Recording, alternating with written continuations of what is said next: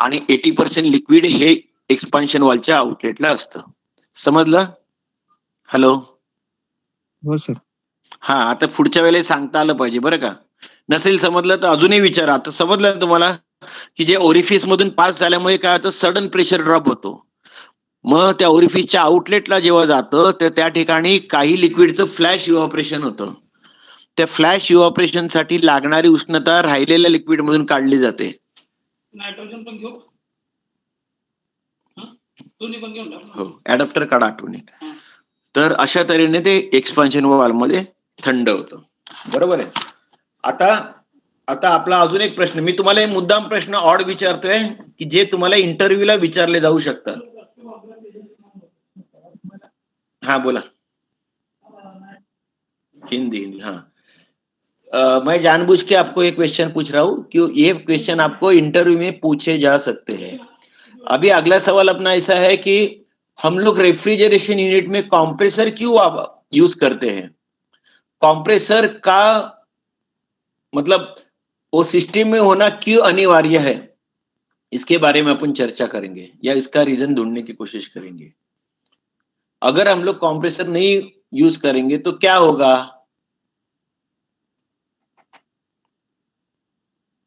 System चलेगा ही नहीं sir. System चलेगा नहीं, एक पार्ट है. इनकम्प्लीट चलेगा. मैंने एक गैस का सिलेंडर लिया, सुनो, गैस का सिलेंडर लिया और गैस का वॉल खोला एक रूम में. मान लो एक ऐसी कॉम्पैक्ट रूम है जिसको हमने गैस का आउटलेट दिया और मैंने R22 गैस का सिलेंडर खोला, तो क्या होगा? वो ठंडा गैस वो रूम में जाएगा ना और रूम को ठंडा करेगा कि नहीं करेगा?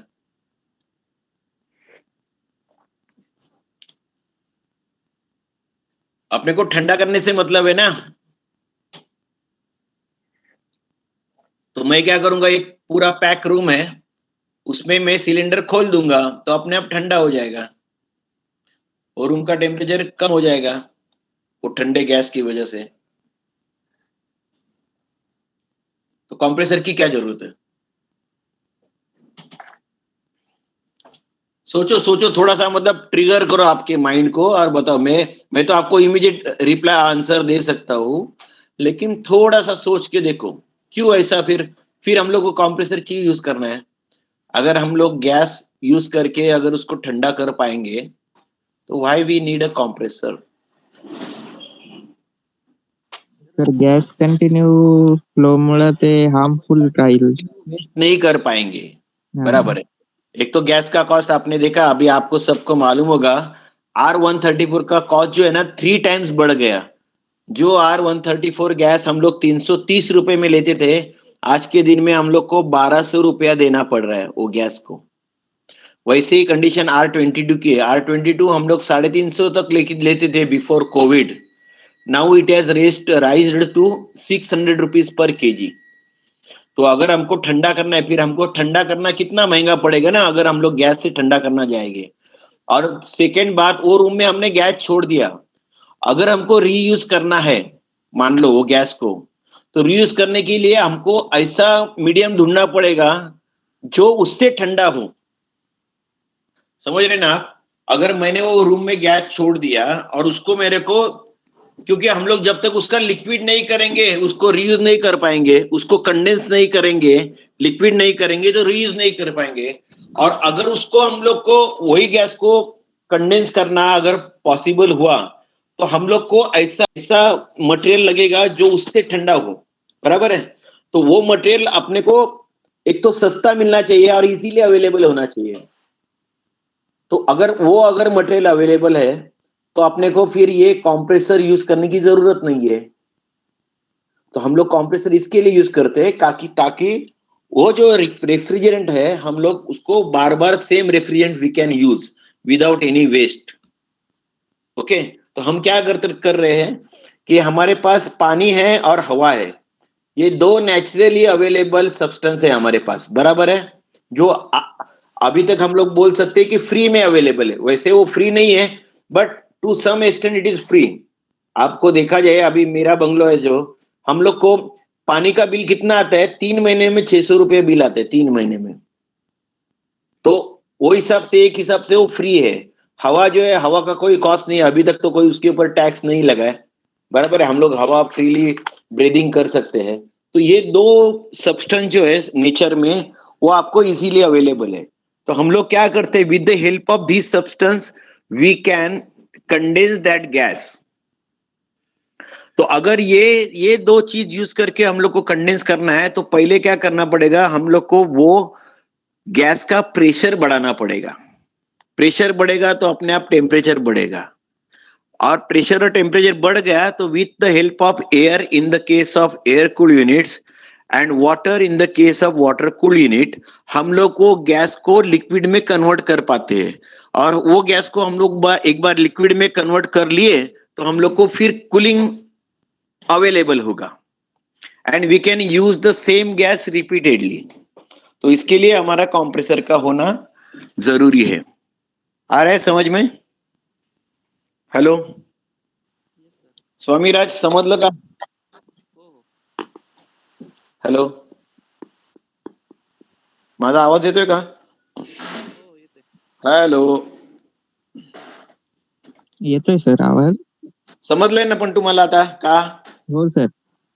हाँ, दोघांनाही समजले, जितने जी आपको भी समझ में आया? Yes sir. हाँ ठीक है।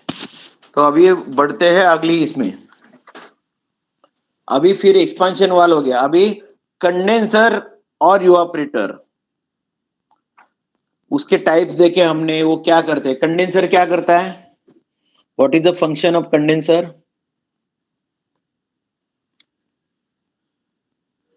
What is the function of condenser, या कंडेंसर कैसे काम करता है, हाउ इट वर्क्स? हेलो, बोलो बोलो, जो भी है आपका। हो नहीं, जार लाओ, हाँ ठीक है ठीक है ठीक है, खाली कर। हो। हेलो, कंडेंसर का काम क्या है भाई, बोलो ना। अरे गलत जवाब दो चलेगा, लेकिन बोलो। कॉम्प्रेसर कडून हे घेतं, हाय प्रेशर गॅस घेतं. हाँ, हाई प्रेशर गैस को लिक्विड में कन्वर्ट करना। हाई प्रेशर, लिक्विड भी हाई प्रेशर ही रहेगा, ठीक है। गैस को कंडेंस करना मतलब गैस को लिक्विड में कन्वर्ट करना, वो काम कौन करता है, कंडेंसर करता है। और इवापोरेटर का काम क्या है?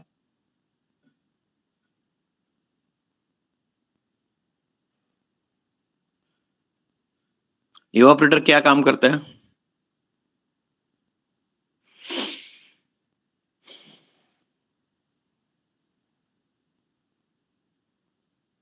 इवापोरेटर काय काम करतो? लिक्विड को वेपर में कन्वर्ट करता है, सिंपल एकदम। कंडेंसर क्या करता है, वेपर का लिक्विड करता है। इवापोरेटर क्या करता है, लिक्विड का वेपर करता है। कंप्रेसर क्या करता है? अभी कंप्रेसर का फंक्शन क्या है? हाय प्रेशर गॅस प्रेशर सक करतो सर. लो प्रेशर गॅस ला हाय प्रेशर गॅस मध्ये कन्वर्ट करणे, बरोबर है? हेलो, सबसे इंपॉर्टेंट, लो प्रेशर गैस को सक करेगा और उसको हाई प्रेशर में कन्वर्ट करेगा।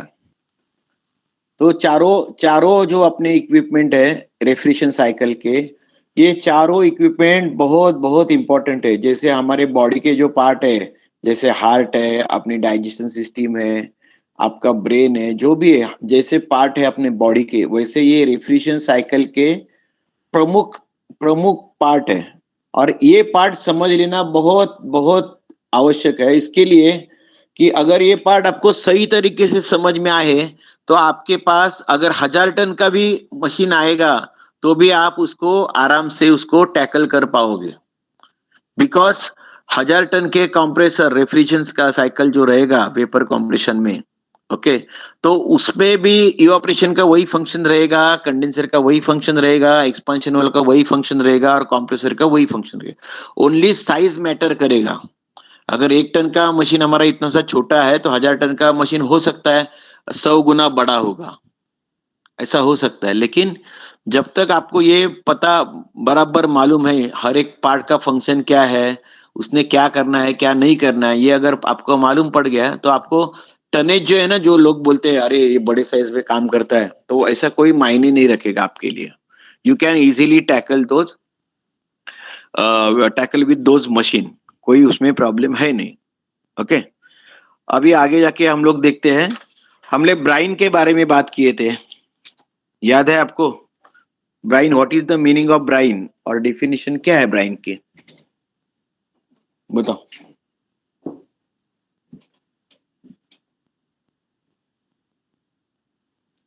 याद है कि भूल गए सब? जितने जी. सर प्राइम का brine. Brine, brine, BRINE, brine. Sir ते सोल्युशन असतं. हा, का वापरतात, कुठे वापरतात?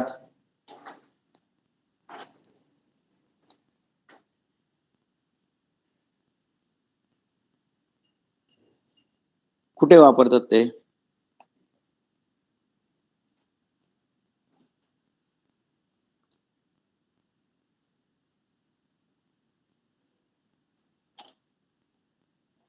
कुठे वापरतात? सर ते फ्रीजिंग साठी. मागचं सगळं विसराल का रे, मग कसं होईल? हा. फ्रीजिंग साठी सर. फ्रीजिंग साठी. जिथे जिथे आपल्याला बघा, पाणी आपण जेव्हा थंड करतो, आपण असं शिकलो होतो की पाणी आपण नॉर्मली 7 डिग्री पर्यंत थंड करतो. चिलर मधून जेव्हा पाणी देतो, काही जर इम्पोर्टेड चिलर असतील की ज्यांचं इन्स्ट्रुमेंटेशन चांगल्या क्वालिटीचं आहे, चांगल्या क्वालिटीचं म्हणजे इमिजिएट रिस्पॉन्स वालं, आपल्याकडे पण इंडियन पण चांगल्या क्वालिटीचं असतं, पण जो रिस्पॉन्स टाइम असतो, कारण आपण जर पाणी 7 पासून अजून खाली गेलं 5 पर्यंत, नॉर्मली चिलर जे इम्पोर्टेड चिलर असतात ते 5 डिग्री पाणी देतात आपल्याला, पण त्यांचं इन्स्ट्रुमेंटेशन जे असतं ते खूप सेन्सिटिव्ह असतं. कारण काय होतं, 5 डिग्री मध्ये जर 1 डिग्रीची एरर आली, जर त्यामध्ये आपण जे म्हणतो ना एरर किंवा टॉलरन्स, 1 डिग्रीची जर त्याने एरर दिली तर पूर्ण चिलर आपल्याला खराब होऊ शकतो. त्या अर्थाने मी म्हणतोय की 5 डिग्री थंड, नॉर्मली इंडियन चिलर मध्ये मी नाही पाहिलं कोणी 5 डिग्रीला जातं. Normally they will go for 7 degree outlet. Okay. तर 5 डिग्री पण आपण पाणी थंड करून देऊ शकतो कस्टमरला पाहिजे, पण 5 डिग्रीपेक्षा जर खाली पाहिजे असेल कस्टमरला पाणी, तर त्यामध्ये आपल्याला हे ब्राइन सोल्युशन मिक्स करावं लागतं. ब्राइन सोल्युशन मिक्स केल्यामुळे काय होतं, ते जे सोल्युशन आहे, जे काय मिक्सचर होईल पाणी प्लस ब्राइन, त्याचा फ्रीजिंग पॉइंट आपण खाली घेऊन जातो. फॉर एक्झाम्पल, समजा आपण एक 5% ऍड केलं, लेटेस्ट से किंवा ग्लायकोल ऍड केलं मी पाण्यामध्ये. ग्लायकोल ऍड करण्यापूर्वी पाण्याचं फ्रीजिंग पॉइंट होतं 0. मी ग्लायकोल ज्या प्रमाणात ऍड केलं त्या प्रमाणात तो फ्रीजिंग पॉइंट -10, -15, जेवढं मी ते मिक्सचर करतोय त्यामध्ये, त्याप्रमाणे -20, -25 पर्यंत पाण्याचा आम्ही फ्रीजिंग पॉइंट मायनसला घेऊन जाऊ शकतो. त्यामुळे काय होतं की पाणी लिक्विड स्वरूपातच जास्त चांगलं हीट ट्रान्सफर करू शकतो. बरोबर आहे. मग मी समजा -20 वगैरे आउटलेट जर मी दिलं, त्याला ब्राइन म्हणतो आपण, एखादी केमिकल रिएक्शन असते, केमिकल रिएक्शन जेव्हा होते, जेव्हा 2 केमिकल मिक्स करतात, तेव्हा त्यांना हीट रिजेक्शन आहे किंवा खूप हीट तयार होते. 2 केमिकल मिक्स केले, कोणतेही एक फॉर एक्झाम्पल घ्या, तर त्यावेळेला त्यांना ते इन्स्टंटली हीट काढायची असते. तर त्यावेळेला तुम्ही जर 7 डिग्री टेम्परेचरचं पाणी दिलं तर मे बी तुम्हाला ती प्रोसेस कंट्रोलमध्ये येणार नाही. पण 7 डिग्रीच्या ऐवजी मी -20चं वगैरे पाणी दिलं तर ती जी काही हीट होईल ती पटकन ऍब्सॉर्ब केली जाते त्या सोल्युशनने, आणि ती प्रोसेस सुलभ होऊन जाते, इझिली होऊन जाते, म्हणजे किंवा स्मूथ होऊन जाते असं. तर काही अशा केमिकल प्रोसेस असतात की ज्यामध्ये तुम्हाला मायनस टेम्परेचर लागतं. त्यावेळेला आपण काय करतो, पाण्यामध्ये नॉर्मली ग्लायकोल जेव्हा आपण म्हणतो, खूप 4-5 प्रकारचे ब्राइन्स आहेत. तिथे कॅल्शियम क्लोराइड आहे, ग्लायकोल आहे, NaCl आहे, आपलं साधं मिठाचं पाणी सुद्धा ऍड करता येतं. पण डिपेंडिंग ऑन द मटेरियल, कारण आपल्या सगळ्या रेफ्रिजरेशन इक्विपमेंटमध्ये आपण कॉपर हा महत्वाचा घटक असतो. तुम्ही जर पाहाल जे काही हीट ट्रान्सफर इक्विपमेंट आहेत, इव्हॉपरेटर आहे, आपले कंडेन्सर आहे, ही सगळी इक्विपमेंट आपली कॉपरची बनवलेली असतात. मग आता जर कॉपरचं माझं हीट एक्सचेंजर असेल तर मी त्यामध्ये जर NaCl वापरलं, NaCl म्हणजे आपलं साधं मीठ, तर त्याने काय होतं, करोजन हो. हा, बोला. हाँ, अगर हम लोग उसमें क्या बोलते हैं, नमक, नमक अगर यूज करेंगे, नमक का पानी भी अपना एक एक टाइप का ब्राइन है, उसको हम लोग पानी के साथ यूज करेंगे तो भी हम लोग टेम्परेचर को -10 -12 तक ले जाके, आपने देखा ना वो कुल्फी वाला रहता है नॉर्मली, देखो घर पे या ऐसा मतलब मोबाइल मोबाइल इसके ऊपर कुल्फी एक बनाता है, तो उसके पास क्या होता है, उसके पास बर्फ और नमक का मिश्रण होता है, तो उससे क्या होता है, वो जो पर्टिकुलर मिश्रण है उसका टेम्परेचर लगभग -7 -8 जाता है, तो इसके लिए क्या होता है, उसके पास इंस्टेंट कुल्फी तैयार हो जाती है। 15-20 मिनट के बाद वो अभी वो जो एल्यूमिनियम की डब्बी है उसमें वो लिक्विड डालता है, जो भी मिल्क का जो भी प्रिपरेशन है वो डालता है, उसको ढक्कन लगाता है और उसके अंदर डीप करके रखता है, और 15-20 मिनट के बाद वो आपको वो सॉलिड में कन्वर्ट हुई कुल्फी खिला देता है। तो NaCl जो बोलते हैं हम लोग, इस नमक, ये भी अपना एक प्रकार का ब्राइन है, लेकिन यही नमक अगर हम लोग हमारे कॉपर के हीट एक्सचेंजर में यूज करेंगे तो हमारा कॉपर जो है वो करोड़ हो जाएगा। तो इसके लिए normally when we use copper, we normally use the brine of glycol, monoethylene glycol करके हम लोग नॉर्मली बोलते हैं। ओके, तो वो हम लोग यूज करते हैं, और जो भी जहाँ पे भी फूड इंडस्ट्रीज है, फूड इंडस्ट्री में कोई भी हम लोग रेफ्रिजरेशन इक्विपमेंट यूज करते, तो वहां पे भी अगर ब्राइन यूज करना है तो हम लोग ग्लाइकॉल यूज करते, क्योंकि वो ह्यूमन फ्रेंडली, अगर समझो उसमें कोई मात्रा भी आपके पेट में गई बिकॉज ऑफ एनी एडल्ट्रेशन बोलो, या कोई ऐसी गलती से कुछ इक्विपमेंट लीक हो गया और आपके फूड में भी मिक्स हो गया, तो it is not a poisonous one, it is also not recommended, but still अगर हो भी गया समझो तो इतना कुछ असर नहीं करेगा ह्यूमन बॉडी पे। लेकिन अभी कैल्शियम क्लोराइड जैसा अगर हम लोग ब्राइन यूज किया और कोई वो फूड के साथ अगर मिक्स हो गया है, तो there are chances that human being can go to death, आदमी मर सकता है। तो इसके लिए calcium chloride is not recommended for food industry, they will always recommended glycol solution for the food industry। आया समझ में? हेलो, आप सबको हमने बोला था, याद है मेरे को, एक अनंत नारायण करके ये है राइटर है, उसका एक बुक है basic refrigeration and air conditioning, अभी उसका मेरे ख्याल से फोर्थ एडिशन आया हुआ है मार्केट में, and it is costing around 550 rupees। it is also available on Amazon, जो मतलब हम लोग you can order it online। so वो बुक आपके पास रहना चाहिए। तो ये जो हम लोग जो भी आपको सिखाए हुए हैं, it is all from that book। so if you buy that book and keep it with you, anytime you can refer to that book। मेरे पास ये बुक से मतलब when I was in Voltas in 1985, तब से लेके मेरे पास चारों addition ये बुक के अवेलेबल है। जो भी नई एडिशन आती है मैं उसको खरीद लेता हूँ, उसमें always there are some lessons they have added to that. क्या, और अभी पहले जो पहला एडिशन था, it was hardly having 200 pages, और अभी का एडिशन है उसमें ऑलमोस्ट 450 पेजेस है। सो यू कैन इमेजिन कितना एडिशन हो रहा है। And what they are trying is that जो भी आपका लेटेस्ट जो भी आ रहा है रेफ्रिजरेशन में, उसका वो लेटेस्ट जो भी आपका सिलेबस है बोलो या नया इंफॉर्मेशन है, वो उसमें इंक्लूड किया हुआ है उन्होंने। तो आप लोगों को रिक्वेस्ट है कि आप वो बुक खरीद के अपने पास रखें और उसको रिफर करें। वो बुक का मैं तो बोलता हूँ ना, रोज आपने 3 पेजेस भी उसके पढ़ लिए ना रोज, तो भी 1 साल में आप वो पूरा बुक बाय हार्ट कर सकोगे और वो समझ के ले सकोगे। कोई सीनियर के पास से अगर कोई चीज आपको नहीं समझता है, you can always go to your senior and get it explain from him. लेकिन रोज मतलब डिवोटेडली 3 पेजेस आप करना चाहिए, 3 ही पेजेस रीड करने के, उसको समझ लेने का, और फिर दूसरे दिन दूसरे 3 पेज पे जाने का। ऐसा अगर करोगे तो आपके लिए बहुत वो काम में आएगा। ठीक है, उसके बाद हम लोग क्या देखे थे, ऑयल की प्रॉपर्टीज देखे थे, याद है? ऑयल की और गैस की प्रॉपर्टीज देखे थे। तो अभी कौन बताएगा मेरे को ऑयल की प्रॉपर्टीज क्या होना चाहिए रेफ्रिजरेशन के लिए? What should be the properties of oil which is used in refrigeration machines? क्या होना चाहिए और क्या नहीं होना चाहिए?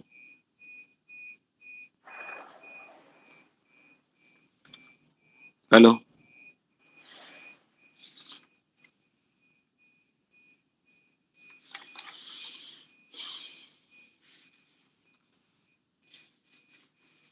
हेलो. सर ऑइल फक्त कॉम्प्रेसर साठीच लागेल ना कॉम्प्रेसर, हा वर्क कॉम्प्रेसरलाच करण्यासाठी. बरोबर.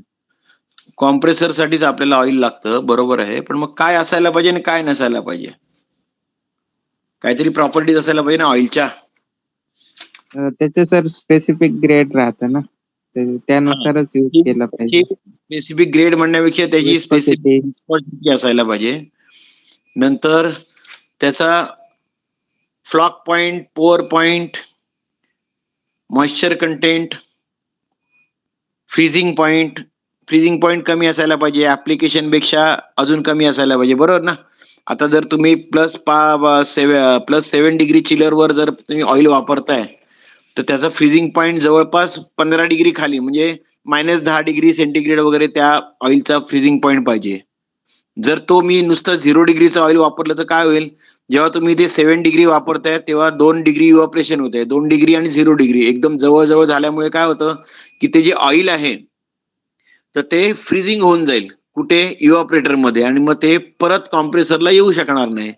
कारण हे ऑइल जे असतं तर ते गॅस बरोबर पूर्ण सिस्टीम मध्ये फिरत असतं. आलं का लक्षात?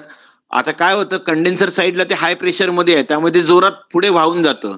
वो आगे निकल जाता है क्योंकि कंडेंसर में हमारे पास हाई प्रेशर है और हाई वेलोसिटी है. लेकिन जब भी एक्सपांशन वाल्व के बाद जब भी गैस और ऑयल का मिक्सचर जाता है तो अगर वो ऑयल गाढ़ा हो गया तो कंप्रेसर में वापस आएगा नहीं और कंप्रेसर स्टार्विंग हो जाएगा. कंप्रेसर जल सकता है या जाम हो सकता है अगर उसको वापस ऑयल नहीं आएगा तो. इसके लिए ये ऑयल के प्रॉपर्टीज सर्टेन होना चाहिए जिसकी वजह से वो ऑयल पूरा सिस्टम में फ्लो होके आ जाए. ठीक है. और हम लोग क्या देखे थे? रेफ्रिजरेंट की क्या प्रॉपर्टीज देखे थे?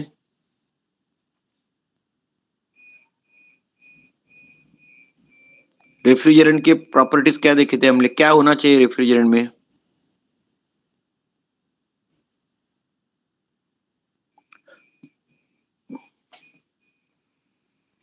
बोलिए बोलिए, जो भी गलत होगा चलेगा, आई विल करेक्ट इट.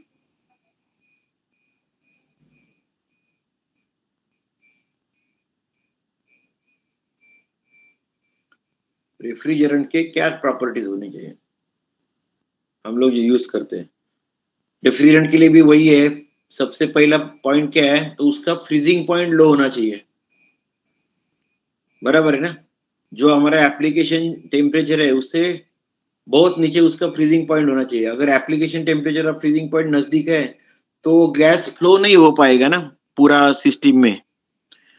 फिर उसकी डाई इलेक्ट्रिक स्ट्रेंथ होनी चाहिए. उससे कोई मतलब वो गैस जब भी, जैसे अपन देखा हार्मेटिक कंप्रेसर के अंदर की तरफ से पूरे उसके टर्मिनल खुले हैं तो डाई इलेक्ट्रिक स्ट्रेंथ अगर उसकी अच्छी है तो वो शॉर्ट नहीं होगा, शॉर्ट नहीं करेगा वो जो भी हमारी इलेक्ट्रिकल कनेक्शन है उसको.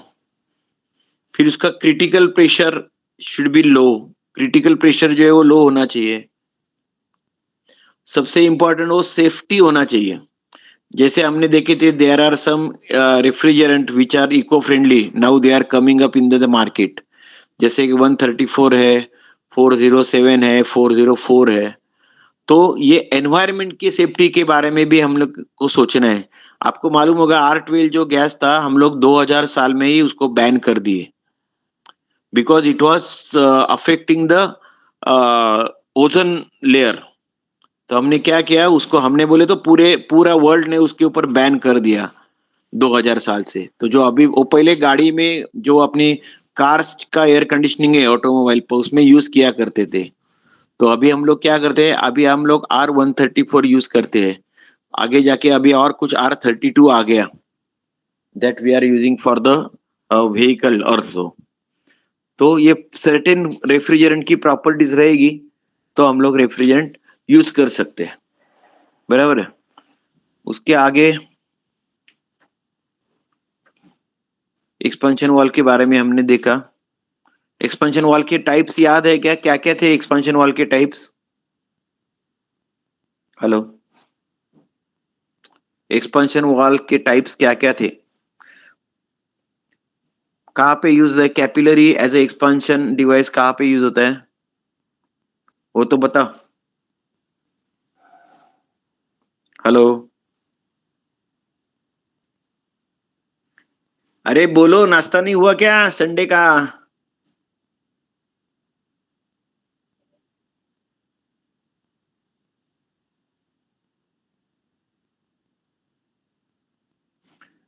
या तो नोट्स रिफर करो पीछे के, लेकिन बोलो ना कुछ। गलत बोलो चलेगा, लेकिन बोलो ना, यू शुड ट्राय ना, ऐसा मेरा कहना है। टाइप्स माहिती त्याचे तो मला सांगा, रेफ्रिजरेटर असेल ना तुमच्या घरी? हो आहे कमी. हा, मग रेफ्रिजरेटर मध्ये काय वापरले त्याने एक्सपान्शन डिव्हाइस म्हणून? कॅपिलरी. Thermal expansion wall. एक थर्मल एक्सपान्शन वॉल ह्याच्यामध्ये नाही वापरला, रेफ्रिजरेटर मध्ये capillaries as a expansion device वापरलेलं आहे. अशी बारीक कॉपरची तार असेल, तार टाईप, ऍक्च्युली ती आतून होलो आहे, त्याचं साधारण डायमीटर 31 थाऊ एवढा असतो, किंवा 0.031 इंचेस एवढा स्मॉल डायमीटर असतो. Okay, so it is used in a refrigerator. Again, जेव्हा आपण एअर कंडिशनर पाहतो, विंडो एसी असू दे, स्प्लिट एसी असू दे, त्यामध्ये सुद्धा आपण capillary as a expansion device वापरतो. मग आता हे जे चिलर्स असतात, लहान चिलर आहेत, समजा 10, 20, 40, 50 टनापर्यंत थर्मोस्टॅटिक एक्सपान्शन वॉल वापरला जातो. आणि मग 80 टन आणि अबावचे जे आता जे चिलर येत आहेत, त्या सगळ्यांमध्ये इलेक्ट्रॉनिक एक्सपान्शन वॉल वापरला जातो. ओके, तर ते त्या सिस्टीमचे म्हणजे प्रत्येक एक्सपान्शन वॉलच्या प्रत्येक टाईपचे काही फायदे आहेत, काही तोटे आहेत. मग तो तोटा रिकव्हर करण्यासाठी आपण नवीन एक्सपान्शन वॉल शोधला.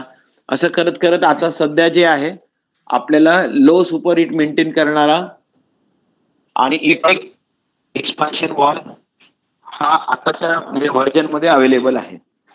मे बी तो डॅनफॉसचा असेल, मे बी तो कॅरेलचा असेल, मे बी तो अजून कोणत्या कंपनीचा असेल, पण हे सगळे एक्सपान्शन वॉल आताच्या आपण जे म्हणतो आताची जनरेशन म्हणा, किंवा आताचा लेटेस्ट जे आहे, तर ते इलेक्ट्रॉनिक एक्सपान्शन वॉल मार्केटमध्ये अवेलेबल आहेत.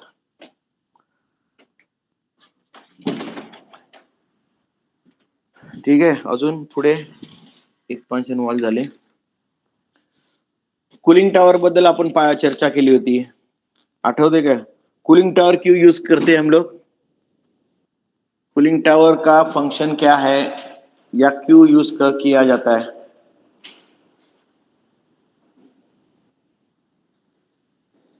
हेलो, कूलिंग टावर का यूज करतो आपण?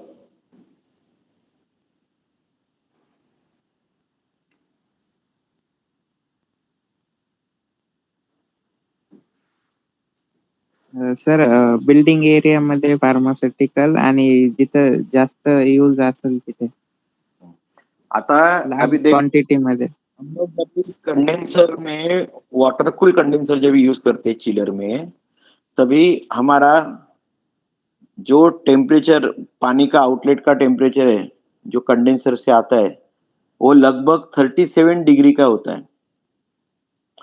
तो हम लोग कूलिंग टावर से उसको ठंडा करते हैं अराउंड 32 डिग्री सेंटीग्रेड को, मतलब 5 डिग्री उसका लगभग हम लोग कम करते हैं.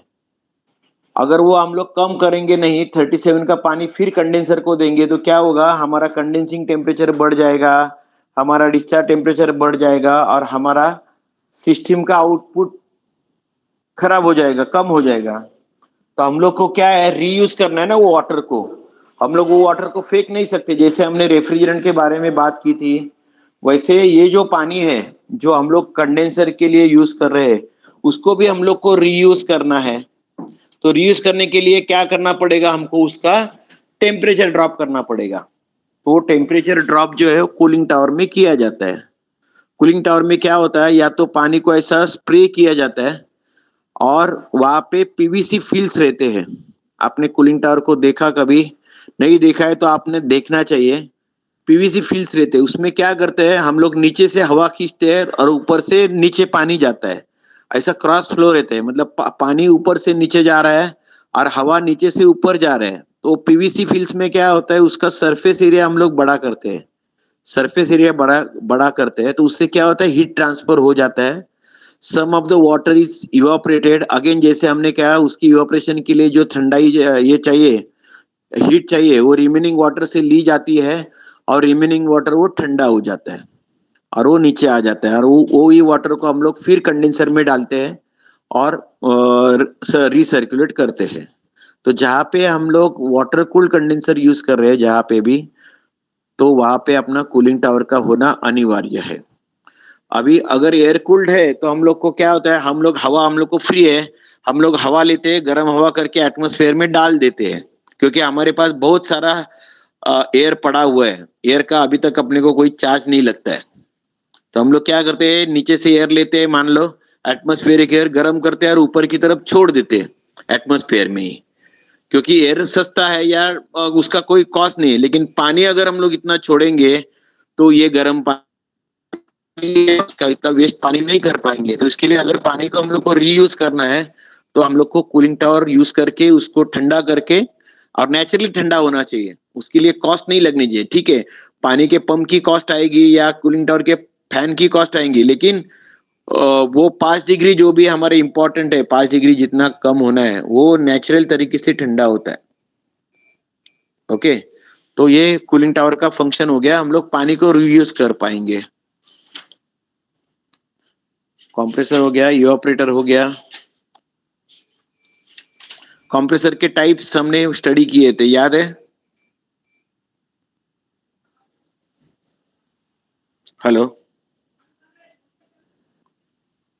कंप्रेसर के टाइप स्टडी किए थे हमने।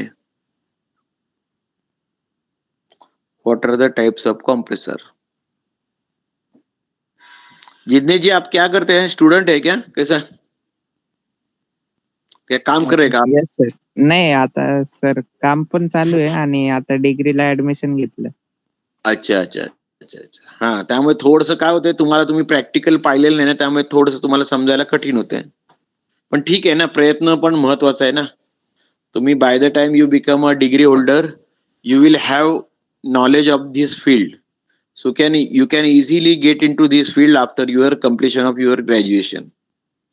ओके, तर कॉम्प्रेसरचे टाइप्स आपण पाहिले होते, हर्मेटिक होता, ओपन टाइप होता, सेमी हर्मेटिक होता, हे कन्स्ट्रक्शन वरून टाइप पडले होते. नंतर कॉम्प्रेशन मेथडवर आपण ते टाइप्स पाहिले होते, रेसिप्रोकेटिंग कॉम्प्रेसर, नंतर रोटरी कॉम्प्रेसर, नंतर स्क्रोल कॉम्प्रेसर, नंतर स्क्रू कॉम्प्रेसर, आणि अजून आता लेटेस्ट काय आहे तो, मॅग्नेटिक लॅव्हिटेशन कॉम्प्रेसर. असे 5 प्रकार कॉम्प्रेसरचे वर्किंग प्रिन्सिपलवर होते. रेसिप्रोकेटिंग मध्ये आपण पाहिलं की पिस्टन, कनेक्टिंग रॉड आणि एक्सेंट्रिक शाफ्ट असं करून जे जुन्या टाईपचे जे कॉम्प्रेसर होते, तर ते रेसिप्रोकेटिंग कॉम्प्रेसर आपण त्यांना म्हणायचो, ज्याच्यामध्ये पिस्टन, कनेक्टिंग रॉड वगैरे होते. ओके, वॉल प्लेट असायची त्यावर. त्या फक्त आता रेसिप्रोकेटिंग कॉम्प्रेसरचं काय होतं, त्याच्या एका सायकल मध्ये एक पूर्ण रोटेशन मध्ये अर्ध रोटेशन तो पंप करायचा, अर्ध रोटेशन सक करायचा. त्यामुळे काय होतं की आउटलेटला जो गॅस निघायचं तर त्याला असे धक्के बसायचे, असं आपण जसं ना इंजिनचा आवाज येतो आगगाडीचा, ठक ठक ठक, असं असं व्हायचं. कारण काय होतं, एका रोटेशन मध्ये, जेव्हा एका पूर्ण रोटेशन मध्ये तो अर्ध डिस्चार्ज करतो आणि अर्ध सक करतो. ओके, मग त्यामुळे काय होत होतं की त्याला जी पॉवर लागत होती ती जास्त लागत होती. मग त्याच्यावर उपाय म्हणून लोकांनी काय शोधलं, तर रोटरी कॉम्प्रेसर शोधला. आता रोटरी कॉम्प्रेसर मध्ये काय होतं की तुमचा क्लिअरन्स व्हॉल्यूम बऱ्यापैकी त्यांनी कमी केला, मिनिमाइज केला क्लिअरन्स व्हॉल्यूम, आणि कॉम्प्रेशन केलं. पण मग रोटरी कॉम्प्रेसरचे सुद्धा काही ठराविक फायदे होते, पण मग काही त्याचे तोटे पण होते. मग त्याच्यावर उपाय म्हणून आता पुढे जाऊन स्क्रोल कॉम्प्रेसर आला. मग स्क्रोल कॉम्प्रेसरला लिमिट पडलं, कारण स्क्रोल कॉम्प्रेसर माझ्या माहितीप्रमाणे आपले जे इंडियात जे कॉम्प्रेसर येतात, 25 टनाच्या पुढे स्क्रोल कॉम्प्रेसर तुम्हाला येत नाही इंडियामध्ये, किंवा इमर्सन म्हणा किंवा डॅनफॉस वाले म्हणा, बनवत नाहीत. ओके, मग जर तुम्हाला 50 टनाचा प्लांट बनवायचा तर मग काय करायचं, मग आला तुमचा स्क्रू कॉम्प्रेसर. मग हे जे काही कॉम्प्रेसरचे व्हर्जन येत गेले, आपण जसं मोटरसायकल घेताना आपण मायलेज बघतो, तसं कॉम्प्रेसर व्हर्जन सिलेक्ट करताना तसं KW पर टन हा फॅक्टर कन्सिडर केला जातो. KW पर टन. जसं आपण नाही का एखादी मोटरसायकल घेताना विचार करतो, हिचा 60चा ऍव्हरेज आहे, हिचा 80चा ऍव्हरेज आहे. मग आपण काय करतो, 80 ऍव्हरेज वाली मोटरसायकल घेतो, जरी ती 5-10 हजारांनी महाग असेल तरी. का तर तिथं तुम्हाला over the period of time तुम्हाला त्याचं सेव्हिंग येईल. ओके. तर तसं जेव्हा कॉम्प्रेसर सिलेक्ट केला जातो एका नवीन सिस्टीमसाठी म्हणा किंवा नवीन इक्विपमेंट सिलेक्ट केलं जातं, तर तेव्हा ह्या पॅरामीटरला महत्व दिलं जातं की तो KW पर टन किती कन्झ्युम करतोय. मग आता रेसिप्रोकेटिंग कॉम्प्रेसर जे होते ते ऑलमोस्ट 1.35 KW पर टन ने चालायचे किंवा चालतात अजूनही रेसिप्रोकेटिंग कॉम्प्रेसर. मग रोटरी आले, रोटरीने काय केलं की अराउंड 1.2 KW पर टन आलं. मग आले स्क्रोल, मग ते स्क्रोल जे आहे ते साधारण 1 KW पर टन वर आले. मी या रफ फिगर सांगतोय, मॅन्युफॅक्चरर टू मॅन्युफॅक्चरर बदलू शकतात किंवा सिस्टीम डिझायनर पण असतं how effectively he has design the system. Okay. पण एक थंब रूल आपण जे म्हणतो ना ते. मग नंतर स्क्रू कॉम्प्रेसर आले. स्क्रू कॉम्प्रेसर जवळपास काही म्हणजे चांगल्या कंपनीचे जर स्क्रू कॉम्प्रेसरचा आपण विचार केला तर it can work on 0.7 KW पर टन. कमीत कमी 0.7 KW पर टन पर्यंत स्क्रू कॉम्प्रेसर आले. मग आता त्याच्या पुढचा प्रकार जो आहे मॅग्नेटिक लॅव्हिटेशनचा कॉम्प्रेसर जो येतो की जो बेरिंगला न घासता शाफ्ट फिरत असतो. जशी आपली बुलेट ट्रेन चालते ना विदाऊट टचिंग द ते जे काय ट्रॅक असतात, रेल्वेचे ट्रॅक असतात, त्याला टच न करता ती अक्षरशः हवेत ट्रेन चालत असते मॅग्नेटिक त्याच्या याच्यावर. तसा हा मॅग्नेटिक ग्रॅव्हिटेशनचा रेफ्रिजरेशन कॉम्प्रेसर चालतो आणि तो कमीत कमी 0.3 KW म्हणजे त्याचा नजदीकचा प्रतिस्पर्धी जो स्क्रू कॉम्प्रेसर आहे तो 0.7 वर चालतो आणि हा जवळपास 0.3 वर चालतो. म्हणजे अजून तुम्हाला 50% तो सेव्हिंग देतो. त्यामुळे आजचं जर इंडस्ट्री मधलं जे लोएस्ट KW पर टन विचारलं तर ते तुम्हाला माहिती असायला पाहिजे. Being a refrigeration engineer you should no. ठीक आहे, तुम्हाला वापरायला अडचणी असतील कारण तो जो कॉम्प्रेसर आहे जो मॅग्नेटिक लॅव्हिटेशनचा तो कॉम्प्रेसर साधारण 50 टनापासून पुढे बनतो. 50 टनाच्या अलीकडे तो नॉर्मली बनत नाही, कारण तो 50 टनाच्या अलीकडे बनवला तर तो खूप महाग बनेल. कारण जेव्हा आपण एखादं प्रॉडक्ट बनवतो ते मार्केटमध्ये त्याची फिजिबिलिटी पण पाहिली जाते. काय प्रयोगशाळेत एखादी गोष्ट करणं वेगळं आणि कमर्शियल त्याचं उत्पादन करणं वेगळं. त्यामुळे जो हा मॅग्नेटिक लॅव्हिटेशनचा कॉम्प्रेसर 50 टनापासून पुढे बनवला जातो आणि साधारण 200 TR किंवा 150 TRचं जर युनिट असेल तर तुम्हाला तो इकॉनॉमिकल पडतो. 50 टनाचा जर मॅग्नेटिक लॅव्हिटेशन कॉम्प्रेसर घेतला तर तुम्हाला त्या चिलरची कॉस्ट खूप हाय येऊन जाते. अवेलेबल आहे मार्केटमध्ये, कारण I have seen that chillers from Kirloskar or a train. But जेव्हा तुम्ही खालच्या टनेजला तेव्हा वापराल तर तेव्हा तुम्हाला हेवी कॉस्ट लग जाती उसके लिए.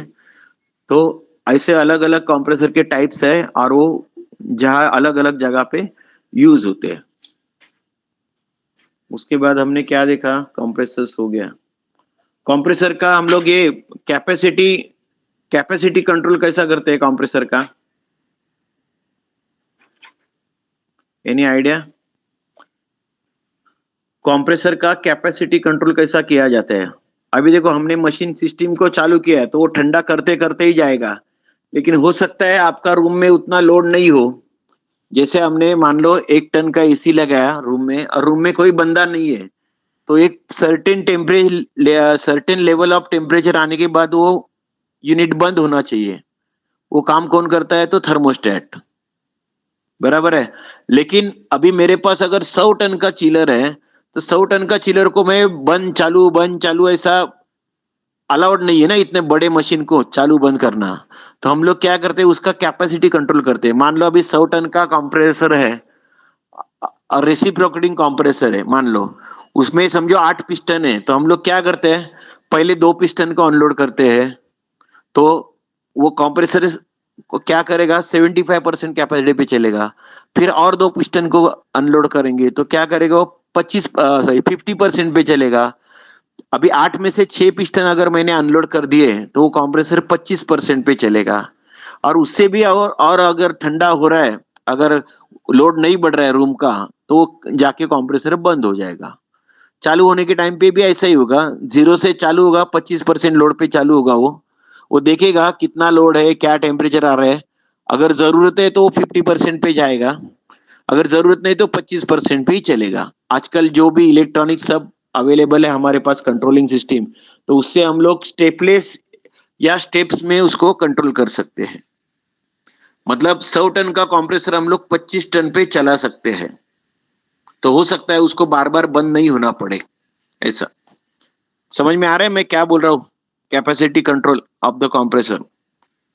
या हम क्या कर सकते हैं, अगर आपका पॉसिबल है, 100 टन में हमारे पास 4 अलग अलग स्क्रोल कंप्रेसर भी हम लोग यूज कर सकते हैं।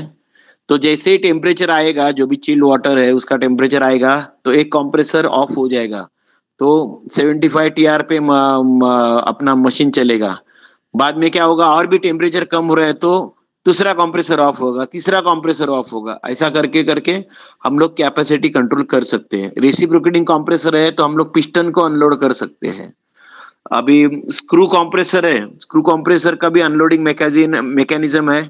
स्क्रू कंप्रेसर कैसा अनलोड होता है, वो जो सक्शन उसका पास है, वहां पे एक स्लाइडिंग वॉल लगा हुआ है, तो वो क्या करता है, उसका सक्शन ब्लॉक कर देता है, सक्शन का वॉल्यूम जो है वो कम कर देता है। उससे वजह से उसका आउटपुट भी अकॉर्डिंगली कम हो जाता है और कैपेसिटी कंट्रोल हो जाता है।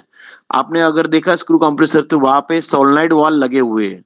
वो सोलनॉइड वॉल है, उसका एक अलग सा सर्किट है, मैकेनिज्म है, जिसमें वो या तो लोड करेंगे कंप्रेसर को या अनलोड करेंगे या उसको स्टेडी कंडीशन में रखेंगे।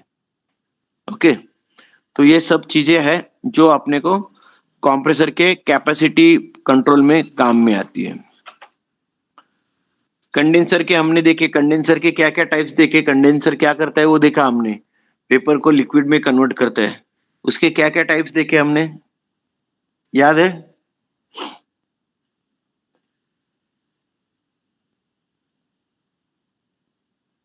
नोट्स नहीं क्या आपके पास, आप लोगों के पास अभी सामने?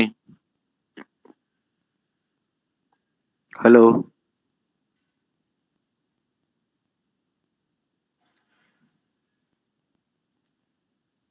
जिनेश, नोट्स आहे नाही ना के सर. सामने? नोट्स आहेत ना समोर? Air cooled condenser, water cooled condenser. Correct. अजून एअर कूल मध्ये पण आपण टाईप पाहिले होते.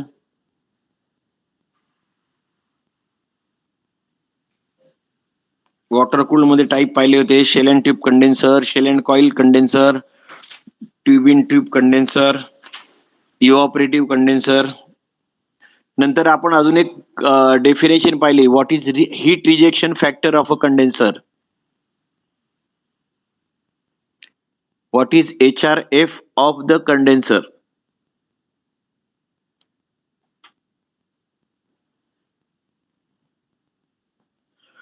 heat rejection factor.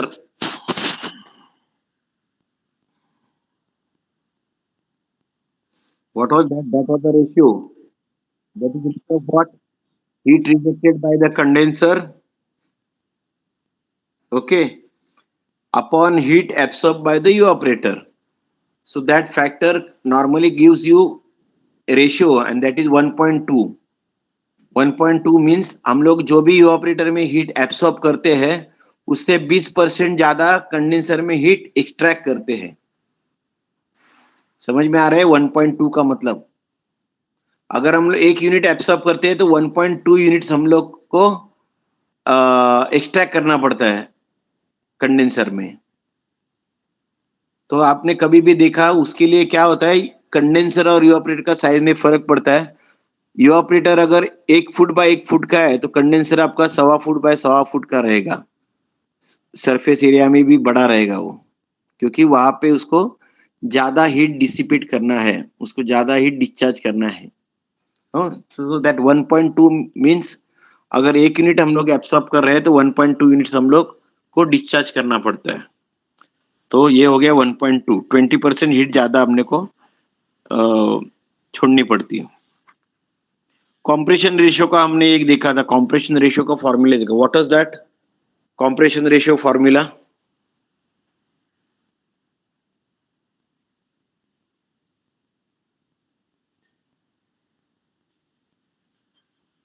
What is the formula for compression ratio?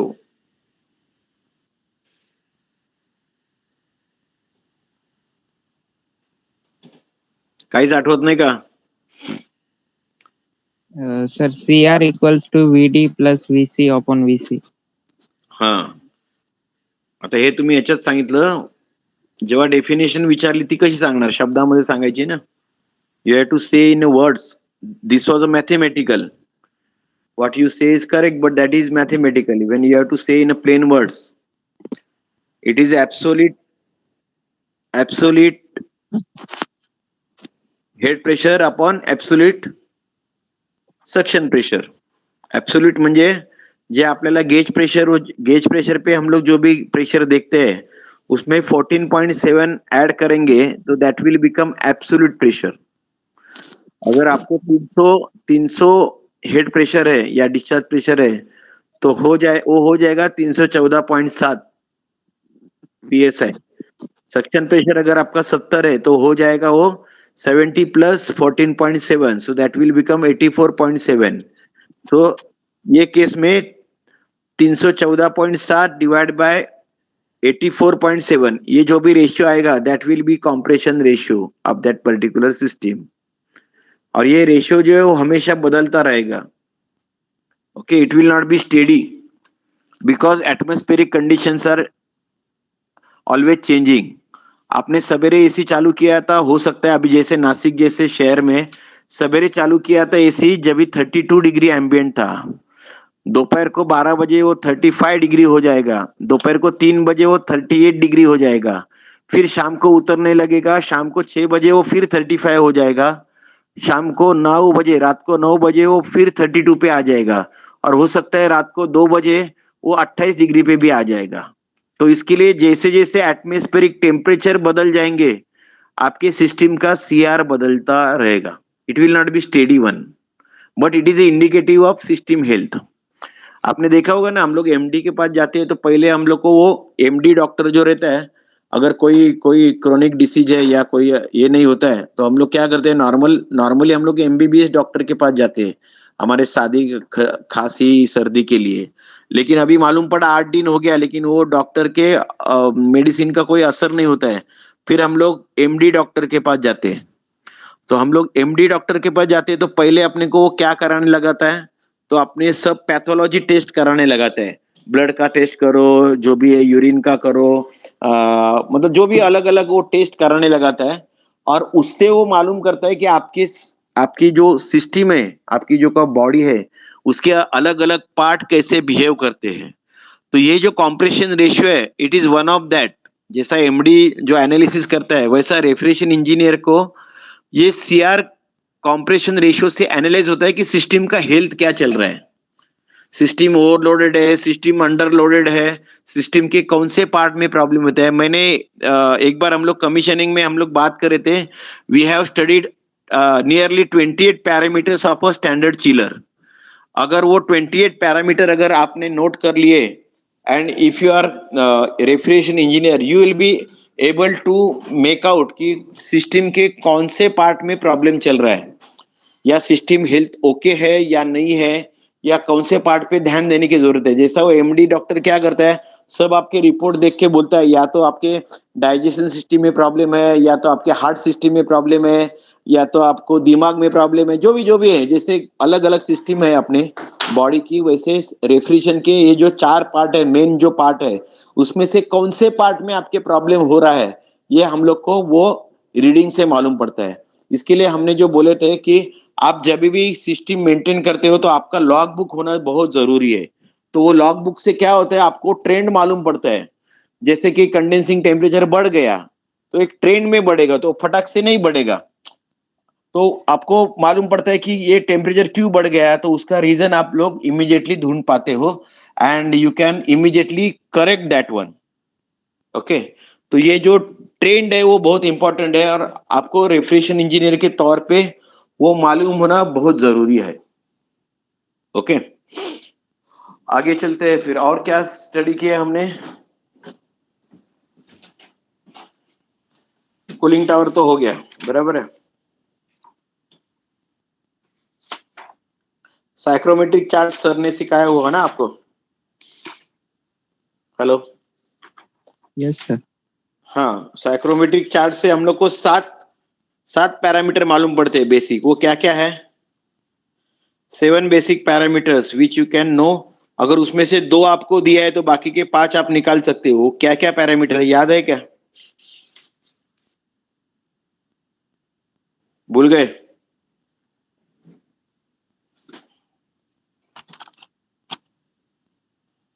अरे भाई लोग, ये सब भूलने की बात नहीं है ना। ये सब भूलने की बात नहीं है। ठीक है, वो तो आपके इसमें रहेगा। अभी हमने और रेफ्रिजरेशन सिस्टम स्टडी किए थे, अलग अलग क्या क्या यूज करते हैं वो हमने स्टडी किए थे, बराबर है। वेरियस अदर रेफ्रिजरेशन सिस्टम जिसमें हमने देखा घर में हम लोग यूज करते हैं वो है रेफ्रिजरेटर, विंडो एसी और स्प्लिट एसी। होटल में यूज होता है वो होता है वाटर कूलर, डीप फ्रीजर में भी बॉटल कूलर भी यूज होता है। What is the difference between bottle cooler and deep freezer? Hello, what is the difference between water cooler and deep freezer? Sorry, bottle cooler, not water cooler, bottle cooler and deep freezer. Sir deep freezer मध्ये freeze होण्यासाठी use केलेलं आणि water साठी म्हणजे temporary पाण्याचं cool तापमान केल्यासाठी. होतं. हा, आणि बॉटल कूलर हा जो असतो तो आपल्याला नॉर्मली आपले कोल्ड ड्रिंक्स आपण थंड करण्यासाठी बॉटल कूलर वापरतो. अगेन बॉटल कूलर जो असतो त्याचं सेटिंग तुम्हाला 5 डिग्रीज ठेवायला लागतं, 4 ते 5 डिग्री ठेवायला लागतं, कारण 4च्या खाली जर त्याचं कुलिंग झालं तर त्या बॉटलमध्ये बर्फ जमू शकतो आणि तो जर जमलेल्या बर्फाची बॉटल तुम्हाला दिली तर तुम्ही ते कोल्ड ड्रिंक पिऊ शकणार नाही. त्यामुळे त्याच्या ऑप्टिमम लेवलला त्या कोल्ड ड्रिंकला थंड केलं जातं.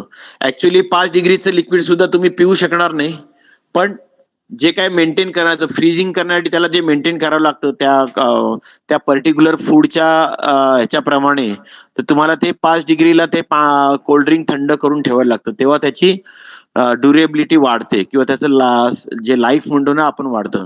तुम्ही बऱ्याचदा असं ऑब्झर्व केलं असेल, जस्ट विषय अंतर होते पण जस्ट माहिती म्हणून सांगतो. बऱ्याच वेळेला असं तर आपण कोल्ड्रिंक पित असतो नेहमी, पण एखाद्या कोल्ड्रिंक आपण प्यालं ना की आपल्याला खोकला होतो किंवा सर्दी होते किंवा ते बाधतं, अपने को वो एडवर्स इफेक्ट आते हैं। वो ऐसा क्यों आता है मालूम है क्या? क्योंकि ये जो कोल्ड ड्रिंक जो कंपनी में बनाते हैं, पहली बात तो ये है हम लोग कोल्ड ड्रिंक के ऊपर कभी भी मैन्युफैक्चरिंग डेट देखते नहीं। बड़े बड़े पढ़े लिखे लोग भी उसके ऊपर का मैन्युफैक्चरिंग डेट देखते नहीं। हम लोग होटल में जाते हैं, कोल्ड ड्रिंक ऑर्डर करते हैं, वो कोल्ड ड्रिंक लेके आता है, उसका वो ढक्कन खोल के अपने को ग्लास में सर्व करता है, but we don't bother to check what is the manufacturing date of that cold drink. Okay, ये तो पहली बात है। मतलब बहुत बार हम लोग को आउट ऑफ जो बोलते हैं ना हम लोग एक्सपायरी डेट का कोल्ड ड्रिंक दिया जाता है। दूसरी बात ऐसा होता है, बहुत स्टैंडर्ड कंपनी छोड़ो, लेकिन जो मीडियम लेवल के जो भी कोल्ड ड्रिंक मैन्युफैक्चरर्स है तो वो नाइट्रोजन पर्च नहीं करते। एक्चुअली जो बॉटल में कोल्ड ड्रिंक रहता है उसके ऊपर जो स्पेस है वहां पे नाइट्रोजन होना चाहिए। उसमें अगर सिंपल अपनी सादी अगर एयर रह गई तो वो चांस है कि जब तक उसका एक्सपायरी हो जाएगा वो वहां पे कुछ ऐसा इसका फॉर्मेशन हो जाएगा, क्या बोलते हैं उसको, अल्जाई फॉर्मेशन हो सकता है या और कुछ हो सकता है। तो उसमें नाइट्रोजन पर्ज होना चाहिए, जो रिमेनिंग पार्ट है ना वहां पे नाइट्रोजन होना चाहिए। लेकिन ये जो मिडल स्केल कंपनी जो भी है, अपने को नाम नहीं लेना उसका, मैं बताता हूँ उसको कि वो क्या करते हैं, वहां पे एयर ही पर्च करते हैं। तो उससे क्या होता है, एयर जो है बहुत दिन तक अच्छी नहीं रह सकती। एक सर्टेन इसके बाद उसमें मतलब वो खराब होने लगती है। जैसे आपने देखा कोई स्टोर्ड वाटर है, आपने एक मान लो 1 लीटर की बोतल ली और उसमें पानी बंद करके रखा, 1 महीने के बाद आप देखोगे ना अपने आप उसमें मतलब ऐसे छोटे छोटे मतलब जंतु निर्माण होते हैं अपने आप। ऐसा वैसा एयर में अगर बहुत दिन अगर एयर पैक रहा, सादी एयर को लेके हम लोग पैक करके रखते हैं तो वो एयर खराब हो जाती है। तो इसके लिए जो कोल्ड ड्रिंक के ऊपर की जगह है वहां पे नाइट्रोजन पर्ज होना चाहिए। वो नाइट्रोजन पर्ज नहीं होता है, अगर एयर है तो वो कोल्ड ड्रिंक खराब हो सकता है। तो इसके लिए आपको क्या करना है, एक सिंपल बात मैं बताता हूँ। जब भी कोल्ड ड्रिंक का ढक्कन खोलते हो ना, जब भी उसका वो ढक्कन का नीचे का जो पोर्शन है जो लिक्विड को टच होता है, वहां पे कोई सॉलिड फॉर्मेशन नहीं होना चाहिए, सॉलिड या कोई अलग टाइप का, वो क्लीन होना चाहिए। अगर वो क्लीन है तो आपका जो आप जो कोल्ड ड्रिंक पी रहे हो वो अच्छे क्वालिटी का है, एकदम सिंपल। तो हम लोग बॉटल कूलर की बात कर रहे थे। बॉटल कूलर हमने को फ्रीजिंग नहीं करना है वो लिक्विड कोल्ड ड्रिंक का, इसके लिए उसको नॉर्मली हम लोग 5 डिग्री पे सेट करते हैं। वाटर कूलर जो है वो 16 डिग्री ठंडा करके देता है पानी को, 14 से 16 डिग्री। लेकिन वो 14 और 16 डिग्री का पानी भी आप एक साथ नहीं पी पाते हो।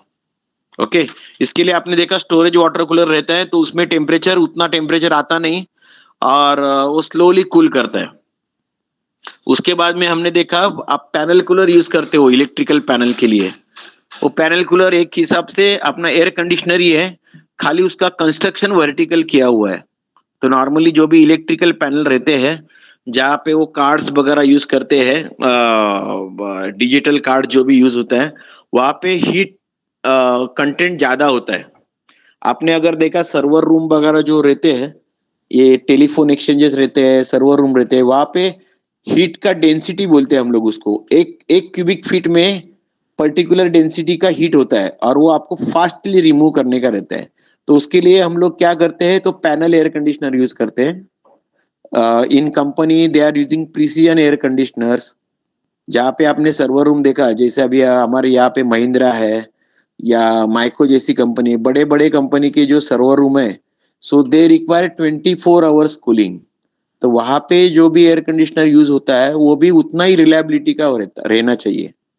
उसका बेरिंग बोलो या मोटर बोलो या कंप्रेसर बोलो, so normally they are using scroll compressor. But वो जो पर्टिकुलर मशीन है वो प्रिसीजन ही मेंटेन करता है, मतलब वो पर्टिकुलर टेम्परेचर और पर्टिकुलर ह्यूमिडिटी मेंटेन करता है, जो कि आपको सर्वर रूम के लिए जरूरी होती है। और क्या देखा हमने, कोल्ड स्टोरेज कोल्ड रूम में हमने देखा कि कोल्ड रूम में क्या होता है, आपको एक इंडोर यूनिट है, एक आउटडोर यूनिट है। इंडोर यूनिट अपने एसी के इंडोर यूनिट जैसा रहता है, जिसमें कॉइल रहती है, फैंस रहते हैं, और अगर वो 0 के नीचे जाता है तो उसमें हीटर्स रहते हैं डिफ्रॉस्ट करने के लिए। जब भी हम लोग मान लो कोई लेटेस्ट एश्यूम कि हम लोग -10 डिग्री का कोल्ड रूम हम लोग यूज कर रहे हैं, तो क्या होगा, -10 डिग्री का जब भी हम लोग इंडोर यूनिट यूज करते हैं तो थोड़ी देर के बाद 4 घंटे 5 घंटे के बाद वो पूरा इंडोर यूनिट पे बर्फ आ जाएगा।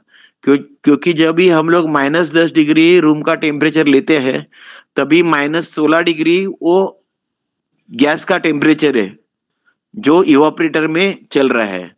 तो वहां पे फ्रॉस्ट एक्यूमुलेशन होना अनिवार्य है। फ्रॉस्ट एक्यूमुलेशन होगा तो उसको हम लोग को हर 6 घंटे के बाद बोलो या हर 8 घंटे के बाद डिफ्रॉस्ट करना चाहिए, ताकि वो इवापोरेटर इफिशिएंसी से चले। नहीं तो क्या होगा, फ्रॉस्ट एक्यूमुलेशन होगा तो उसमें हवा ठीक से नहीं जा पाएगा, एयर सर्कुलेशन आपका डिस्टर्ब करेगा। इसके लिए हम लोग को वहां पे डिफ्रॉस्ट हीटर्स रहते हैं, कभी डिफ्रॉस्ट गैस भी यूज किया जाता है, कभी हॉट वाटर भी यूज किए जाते हैं। आपके घर में जो फ्रिज है, अगर वो डबल डोर वाला रहेगा फ्रिज, तो उसमें भी डिफ्रॉस्ट साइकिल लगी हुई है। वो क्या करता है, हर 8 घंटे के बाद वो डिफ्रॉस्ट मोड में चला जाता है, पूरा जो भी इवापोरेट के ऊपर जो भी बर्फ आया हुआ है वो पूरा पिघल देगा, और फिर वो पूरा बर्फ पिघल जाने के बाद फिर वो फ्रिज को चालू करेगा। तो this is called defrosting of the cold room. Cold room देखा हमने। वैसे जैसे अपने चिल्ड वाटर प्लांट रहते हैं, वैसे ब्राइन चिलिंग प्लांट रहते हैं। चिल्ड वाटर में प्लांट जब भी रहता है, जब भी हम लोग 5 डिग्री या 7 डिग्री तक पानी को ठंडा करते हैं। ब्राइन चिलिंग में हमने जैसे कहा, उसमें हम लोग ब्राइन ऐड करते हैं तो हम लोग -20 -25 टेम्परेचर भी ले पाते हैं। That is called a brine chiller. फिर हमने देखा रेफ्रिजरेटर जो रहते हैं, जो भी फार्मा में या ब्लड बैंक में जो भी रेफ्रिजरेटर यूज होते हैं, वो ऑलमोस्ट -60 डिग्री टेम्परेचर मेंटेन करते हैं। There is some process in a blood bank where they have to use all that plasma and all that they have to store. So that is stored at a temperature of -60. तो उसमें क्या करते हैं, there are two systems of refrigerator, so that is called cascade system. उसमें क्या होगा, दो अलग अलग सिस्टम हम लोग लगाएंगे, एक का इवापोरेटर के साथ दूसरे मशीन का कंडेंसर प्लग किया जाएगा, कनेक्ट मतलब एक साथ किया जाएगा, और फिर दूसरे का जिसका वो कंडेंसर हमने इवापोरेटर के साथ प्लग किया उसका इवापोरेटर -70 या -72 इतना टेम्परेचर देगा। तो नॉर्मली कैस्केड सिस्टम जो रहती है उसमें प्राइमरी और सेकेंडरी सिस्टम बोलते हैं उसको। प्राइमरी सिस्टम में हम लोग -22 -28 तक हम लोग टेम्परेचर ले पाते हैं इवापोरेटर में। फिर वही इवापोरेटर दूसरा सिस्टम जो रहता है सेकेंडरी सिस्टम, वहां पे सुआ 95 करके हम लोग गैस यूज करते हैं। पहले हम लोग R23 या गैस यूज करते थे, लेकिन R22 अभी बैन हो गया, तो हम लोग को SUVA 95 करके गैस है जो आपको -60 मतलब -70 तक टेम्परेचर लाके दे सकता है। वो रेफ्रिजरेंट हम लोग यूज करते हैं, और उसके हेल्प से हम लोग ब्लड बैंक के जो भी रेफ्रिजरेटर है माइनस वाले, अल्ट्रा लो टेम्परेचर जिसको बोलते हैं, that we can make it out. Okay, तो ये हो गए अलग अलग आपके रेफ्रिजरेशन सिस्टम्स। किती वेळ आहे रे सुबोध? 10 मिनिटं का? नाही, पण मला 10 मिनिटच आहेत। तर हाँ, फिर हम लोग एसी में हमने देखे कि जहाँ पे छोटा रूम है वहां पे हम लोग स्प्लिट एसी लगाते हैं, एक कोई ऑफिस केबिन है सिंगल।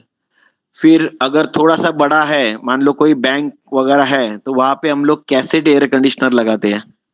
ओके, अगर उससे भी बड़ा है, मान लो जहाँ पे 100 लोग 150 लोग है, तो वहां पे हम लोग डक्टेबल एयर कंडीशनर लगाते हैं, जो नॉर्मली सीलिंग सस्पेंडेड रहता है, और हम लोग डक के माध्यम से पूरा एरिया में ठंडा हवा को लेके जा सकते हैं। और अगर मल्टी स्टोरेड बिल्डिंग है तो हम लोग, हो सकता है हम लोग चिल्ड वाटर एक जगह पे ठंडा करके लेते हैं, और हर एक फ्लोर पे एचयू के थ्रू हवा ठंडा करके वो पूरा फ्लोर को ठंडा कर सकते हैं। और अभी जो आपने देखा ते कॅल्क्युलेशन साठी सॉफ्टवेअर वापरतात ते कोणते कोणते बेसिकली? ते सुबोध सर तुम्हाला सांगतील, ते तुम्हाला बरं का, सॉफ्टवेअर बद्दल सुबोध सर सांगू शकतील ते कारण ते सुबोध सर स्वतः सॉफ्टवेअर बनवतात, so he can give you more information on that. Okay, पण सॉफ्टवेअर हा एक पार्ट झाला, पण ते अराईव्ह कसं करायचं हे आपल्याला बेसिक माहिती पाहिजे। सॉफ्टवेअर काय झालं, ऑटोमेशन झालं। जसं आपल्याला तोंडी बेरीज करता आली पाहिजे, एडिशन करता आली पाहिजे। आजकल हम लोग देखते हैं दो अंकों का भी एडिशन करना है तो भी लोग कैलकुलेटर यूज करते हैं। Okay, so you should know how addition is to be done, how deletion is done, how multiplication is done, and how division is done. आपको ये मैन्युअली करते आना चाहिए, और बाद में आपको अगर फास्ट करना है तो you can take a help of calculator, और you can take help of computer. वैसे सॉफ्टवेयर आपको यूज करना है, that is a readymade solution, but you should principally should know कि हम लोग क्या क्या कहाँ से हिट कैलकुलेट करते हैं, जो भी है, मतलब उसमें हर एक फैक्टर हम लोग कैसा कैलकुलेट करते हैं ये आपको थियोरेटिकली मालूम होना चाहिए। सॉफ्टवेयर एक खाली आपको इजीनेस के लिए दिया है, टपक के आपने एक वैल्यू डाला तो वो ऑटो कैलकुलेशन कर देगा, लेकिन वो सॉफ्टवेयर कैसा कैलकुलेशन किया, उसने क्या फैक्टर लिए, ये आपको मालूम होने चाहिए। ऐसा तो पैकेज हो गया, डक्टेबल हो गया, वेरिएबल रेफ्रिजरेशन सिस्टम हो गया, चिलर भी हो गया, और क्या रहता है उसमें, बस यही सब। फिर एयर वॉशर करके एक सिस्टम रहता है, आपने देखा होगा, जैसे जलगांव जैसा एरिया है या नागपुर जैसा ड्राई एरिया है, वहां पे एयर कंडीशनर काम नहीं करता है, क्योंकि वहां का जो एम्बिएंट टेम्परेचर है it may cross 48 degree also in some cases. तो वहां पे हम लोग एयर कंडीशनर यूज करेंगे तो एयर कंडीशनर का इफिशियंसी भी कम मिलेगा, और वो मतलब फिजिबल नहीं होंगे। तो वहां पे हम लोग क्या करते हैं, एयर कूलर यूज करते हैं। अभी आज वो अजय जी नहीं है, they are the manufacturer of that particular air cooler. तो उसमें क्या होता है, एयर कूलर में क्या होता है कि you get a supply temperature of almost 30 degree, तो आपको बहुत कंफर्ट महसूस होता है। एयर कूलर में क्या होता है, second advantage is that always it will take 100% fresh air. AC में हम लोग 100% फ्रेश एयर नहीं ले पाते, Hardly we can take 5% or 10% pressure in case of air conditioner, comfort AC. Air cooler में क्या होता है, आप वंस थ्रू सिस्टम ले सकते हैं, यहाँ से हवा लिया, उसको एयर कूलर में ठंडा किया, रूम में डाला, रूम से एग्जॉस्ट किया तो भी चल सकता है। और एयर कूलर का खर्चा बहुत कम आता है as compare to AC. It will consume only 20% of the energy. अगर 1 टन का एसी है तो हमारा 1 टन का एसी एक घंटे में हो सकता है 1.25 यूनिट चलेगा। तो एयर कूलर उस KW चलेगा, तो लगभग 20% पे ही चलेगा एयर कूलर। तो उसके सर्टेन एडवांटेज है और उसके सर्टेन डिसएडवांटेज भी है। अगर आपको RH मेंटेन करना है तो हो सकता है एयर कूलर आपके काम में नहीं आएगा। जैसे कि आपको समझो 40% RH मेंटेन करना है, तो that you can do with the help of comfort AC only, not with the help of air washer. लेकिन जो बोलते हैं हम लोग, जैसे गरीबों का एयर कंडीशनर करके एयर कूलर को कहा जाता है। So it will give you cooling at a lower cost and still you can feel comfortable. जब ये सोच लो जैसे नासिक जैसी एरिया में रास्ते पे चलना मुश्किल है, because I have experience that 48 degree temperature in Nagpur. तो वो टाइम पे आप 30 डिग्री में घर पे रहोगे तो भी बहुत कंफर्टेबल महसूस करोगे अपने आप को। ओके, तो ये हो गया एयर कूलर। उसमें कोई रेफ्रिजरेशन सिस्टम नहीं, लेकिन आपको मालूम होना चाहिए because it is equally important as air conditioner. फिर TFA यूनिट रहते हैं, जहां पे भी TFA यूनिट मतलब टोटल ट्रीटेड फ्रेश एयर। जैसे ताज होटल है, कोई भी 7 स्टोरेड होटल है, 4 स्टोरेड 5 स्टोरेड होटल है, जहां पे हम लोग क्या करते हैं, एक जगह पे चिलर से पानी ठंडा करते हैं और वो पानी को हर एक रूम में लेके जाते हैं। वहां पे फैन कॉइल यूनिट लगाते हैं। फैन कॉइल यूनिट बोले तो वहां पे कॉइल है जिसमें चिल्ड वाटर फ्लो होता है, और वहां पे फैन है और वहां पे एक थर्मोस्टेट दिया हुआ है, और ये चलेगा तो क्या होगा, रूम ठंडा होने लगेगा। पर्टिकुलर उसका टेम्परेचर आ गया है तो थर्मोस्टेट क्या करेगा, वो जो चिल्ड वाटर लाइन में एक सोलेनोइड वाल्व डाला हुआ रहता है, वो सोलेनोइड वाल्व को ऑन या ऑफ करेगा। लेकिन अभी ये केस में क्योंकि वो एसी रूम है तो पूरे उसके डोर्स विंडोज सील है, तो वो उसमें वो गेस्ट को अपने को फ्रेश एयर देना है। तो फ्रेश एयर कैसे देंगे, तो क्या किया जाता है, एक सेंट्रलाइज TFA यूनिट लगाते हैं और जिसका छोटा छोटा डक्टिंग करते हैं, मान लो 4 इंच बाय 4 इंच का, और वो हर रूम में दिया जाता है और उसके थ्रू फ्रेश एयर दी जाती है। अभी ये फ्रेश एयर जो एम्बियंट से लेंगे, मान लो एम्बियंट में 42 डिग्री चल रहा है, तो ये फ्रेश एयर को पहले ट्रीट करेंगे और उसको अराउंड 28 डिग्री तक ठंडा करेंगे और बाद में उसको रूम में देंगे। अगर वो 48 का 48 या 42 या 44 45 देंगे तो क्या होगा, डायरेक्ट वो एसी के ऊपर का लोड बढ़ जाएगा और वो जो गेस्ट है उसको अनकंफर्टेबल लगेगा। इसके लिए हम लोग क्या करते हैं, TFA यूनिट को जो है एक जगह पे लगा के उसका डक्टिंग करते हैं और उसको रफली 28 डिग्री सेंटीग्रेड से वो रूम में छोड़ देते हैं। तो वो गेस्ट को जो भी है फ्रेश लगेगा फिर, क्योंकि वही हवा अगर बार बार अगर रूम में सर्कुलेट हो रही है विदाउट एडिंग फ्रेश एयर, तो आपको वो डिजीनेस लगेगा, उसको ऐसा मतलब यॉर्निंग वगैरह हो जाएगा, उसको अनकंफर्टेबल लगेगा गेस्ट को क्या किसी भी आदमी को। अगर आप एसी रूम में हो और आपको फ्रेश एयर नहीं मिल रहे तो एक डेढ़ घंटे के बाद क्या होता है, वो उस रूम का ऑक्सीजन लेवल कम होता है और CO2 लेवल बढ़ जाता है, तो आपको मतलब ऐसा अनकंफर्टेबल महसूस होता है। Okay, so that is TFA unit. फिर आपने देखा होगा there are some air conditioner available in the market which are working on heating and cooling. मतलब कूलिंग में क्या होता है, नॉर्मली कंडेंसर गर्म हवा रिजेक्ट करता है और इंडोर यूनिट ठंडा हवा रिजेक्ट करता है, और जब भी आप उसको हीटिंग मोड पे डालोगे तो क्या होगा, evaporator will work as a condenser and condenser will work as a evaporator. तो वहां पे एक जो क्या बोलते हैं, एक वॉल रहता है, सोलेनोइड वॉल, 4-वे सोलेनोइड वॉल रहता है। तो वो क्या करता है, ये जो फ्लो है आपको रिवर्स कर देता है। मतलब जो मैंने बोला कि इवापोरेटर को कंडेंसर में कन्वर्ट करता है और कंडेंसर को इवापोरेटर में कन्वर्ट। अभी जैसे कि ठंडी का मौसम है तो आप एसी चालू करेंगे तो आपका इवापोरेटर जो है वो कंडेंसर जैसा काम करेगा, मतलब वो गर्म हवा फेंकेगा और आपके रूम को वार्म करेगा। Again there is a thermostat on heating side also, जो भी आपके रिमोट में जो भी आपने अगर प्रेस किया, हीटिंग अगर प्रेस किया तो हीटिंग का थर्मोस्टेट सर्किट में आएगा और वो पर्टिकुलर टेम्परेचर सेटिंग पे उससे ज्यादा हीट नहीं होने देगा आपके रूम को।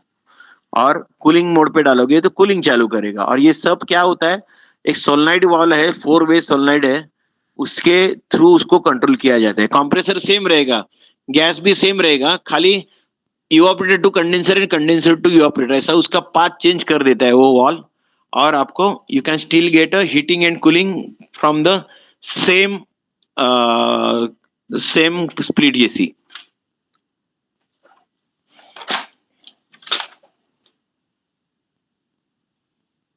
फिर हमने देखा था आपको जो भी आप असेंबली करते हो उसके ऊपर आपको मशीन को ब्रेजिंग करना है। ब्रेजिंग के लिए कुछ टेक्निक्स हमने बात किए थे। ब्रेजिंग होने के बाद हम लोग को नाइट्रोजन टेस्टिंग करना है। नाइट्रोजन टेस्टिंग में वो लीक टेस्ट कैसा करना है उसके भी हमने बात किए थे। सोप से लीक टेस्ट कर सकते हो, फिर हैलाइड लीक डिटेक्टर है उससे कर सकते हो। बहुत सारे हमने ये चीज चेक किए थे। फिर उसको प्रेशर को हम लोग को 24 घंटा रखना है। 24 घंटा रखने से उसमें ड्रॉप नहीं होना है। फिर हमने वैक्यूम टेस्ट के बारे में बात किया था। वैक्यूम भी आपने पुल डाउन करके 24 घंटा रखोगे तो आपको ये तसल्ली हो जाए कि आपका सिस्टम एकदम 100% लीक प्रूफ है, क्योंकि सिस्टम में बहुत सारे जॉइंट रहते हैं और कई जॉइंट तो इतने माइनर रहते हैं लीक उसका कि आप वो उसको साबु लगा के भी उसको आप नहीं पता चलेगा आपको कि वहां पे लीक है। जैसे अभी मेरे हाथ में एक मशीन है, 3 दिन के बाद उसका लीक डिटेक्ट हुआ। रोज खाली 2 PSI लीक होता था, तो हम लोग ढूंढ रहे मालूम नहीं पड़ रहा है। तो हम लोग को आज उसका लीक मिला। और वो लीक भी क्या है, हमने वो एक सिल्वर ब्रेजिंग किया हुआ है। तो वो जो सिल्वर ब्रेजिंग के समय वो फ्लक्स लगाते हैं ना, नॉर्मली वो निकलता नहीं, वो वहां के वहां रह जाता है। तो उसके थ्रू पूरा से एकदम छोटा सा होल है, मतलब दिन में 2 PSI लीक होता है। तो आप समझ सकते हो कितना छोटा लीक होगा। वो अभी हम लोग आज रेक्टिफाई करने वाले हैं हमारे मशीन के ऊपर।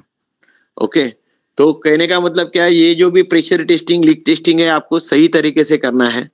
ओके, एज अ डॉक्टर जो हम लोग बोलते हैं ना, you should assume yourself as a doctor of the air conditioner and you should behave like that, जैसा मैं हमेशा बोलता हूँ।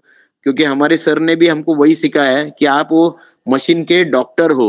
और not only MBBS doctor, you are MD doctor. और जितना आपका तजुर्बा आगे चल रहा है उतने आप ज्यादा प्रिकॉशन से आपसे हाथ से काम होना चाहिए। तो आपने ये लीक टेस्ट ओके कर दिया, उसके बाद गैस चार्जिंग करने का रहता है, वैक्यूम ब्रेक करने का रहता है। हमने वो बात की थी। अगर वाटर कूल्ड मशीन है तो अपने को पहले पानी चालू करना है दोनों साइड से, कंडेंसर साइड से और बाद में चार्ज करना है। क्योंकि हम लोग जब भी चार्ज करते हैं जब भी मशीन वैक्यूम में है, और अगर आपने प्रेशर टेम्परेचर चार्ट देखा, R22 की बात करते हैं, तो वैक्यूम में उसका टेम्परेचर लगभग -30 जाता है। और अगर हमने कंडेंसर का पानी नहीं चालू किया और कंडेंसर में अगर -30 का गैस जा रहा है, तो कंडेंसर के पानी में सडन ये हो जाएगा, फ्रीजिंग हो जाएगा। और सडन फ्रीजिंग के कारण कंडेंसर के ट्यूब टूट सकते हैं, जिसको हम लोग क्या बोलते हैं हम लोग, let me recall that, bursting bursting बोलते हैं। Bursting, BURST, bursting of the tubes. उसमें क्या होता है, अगर हमारा पानी फ्लो नहीं हो रहा है कंडेंसर में बोलो या चिलर में बोलो, तो बिकॉज ऑफ द रेफ्रिजरेंट उसमें पानी फ्रीज हो जाता है।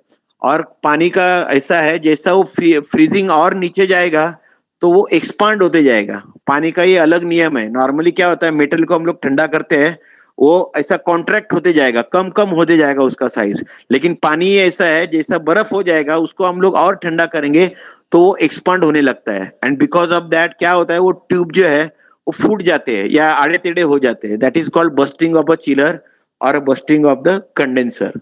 तो इसके लिए आपको वो केयर लेना है। व्हेनेवर आप वैक्यूम से लेके सिस्टम को चार्ज करते हो, तो आपने पहले जो भी एयर है, एयर कूल्ड है तो एयर चालू करना है, चिलर का पानी चालू करना है, या HU अगर आपने लगाया तो HU चालू करना है। और उसके बाद रेफ्रिजरेंट को चार्ज करना है मशीन में।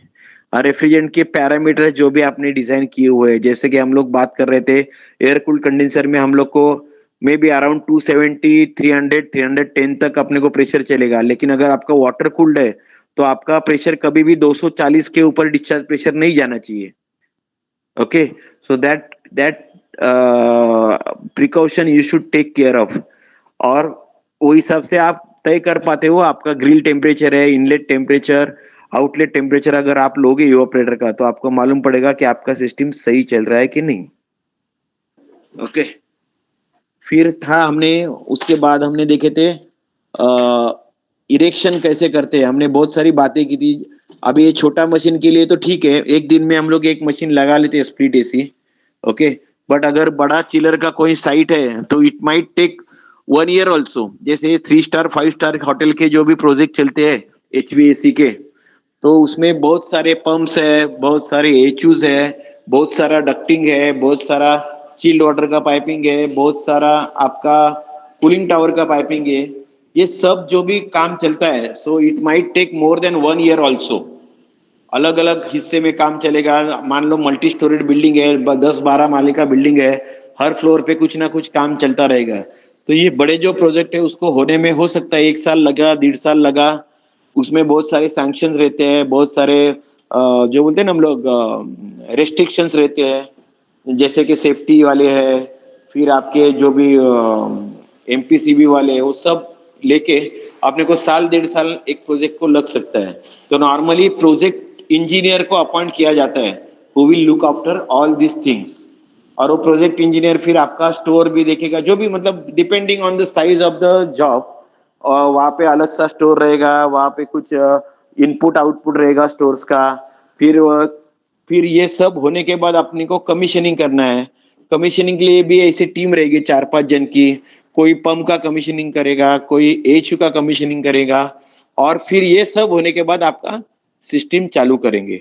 और पूरा सिस्टम चालू होने के बाद भी उसके पैरामीटर्स आपको नोट करने हैं, क्योंकि आपने जो भी डिजाइन इंजीनियर ने डिजाइन किया वो पैरामीटर में आपका मशीन चलना चाहिए। Okay, so all those parameters are noted commissioning के टाइम पे। और वही आपको आगे फ्यूचर के लिए, जैसे हम लोग बोले जन्म कुंडली है, वैसे वो जो कमीशनिंग की रिपोर्ट है दैट इज अ जन्म कुंडली for that chiller in the remaining life time. तो जब भी वो चिलर को कोई प्रॉब्लम आएगा तो you have to refer back to the commissioning report. Commissioning के टाइम पे क्या रिपोर्ट थे, कमीशनिंग के टाइम पे क्या सक्शन प्रेशर था, क्या डिस्चार्ज प्रेशर था, या जो भी लिक्विड सब कूलिंग है, सुपर हीटिंग है, जो भी है, ये सब जो रिपोर्ट है आपको, वो आपको मेंटेन करने हैं। And that will B base for the performance of the chiller during its life.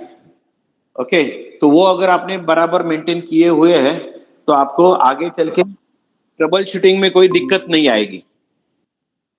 Okay, उसके बाद हमने देखा ट्रबल शूटिंग, ऑपरेशन मेंटेनेंस देखा, सॉरी उसके पहले ऑपरेशन मेंटेनेंस देखा।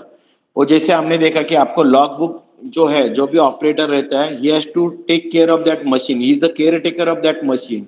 तो उसने वो लॉग बुक वगैरह सब भरने हैं।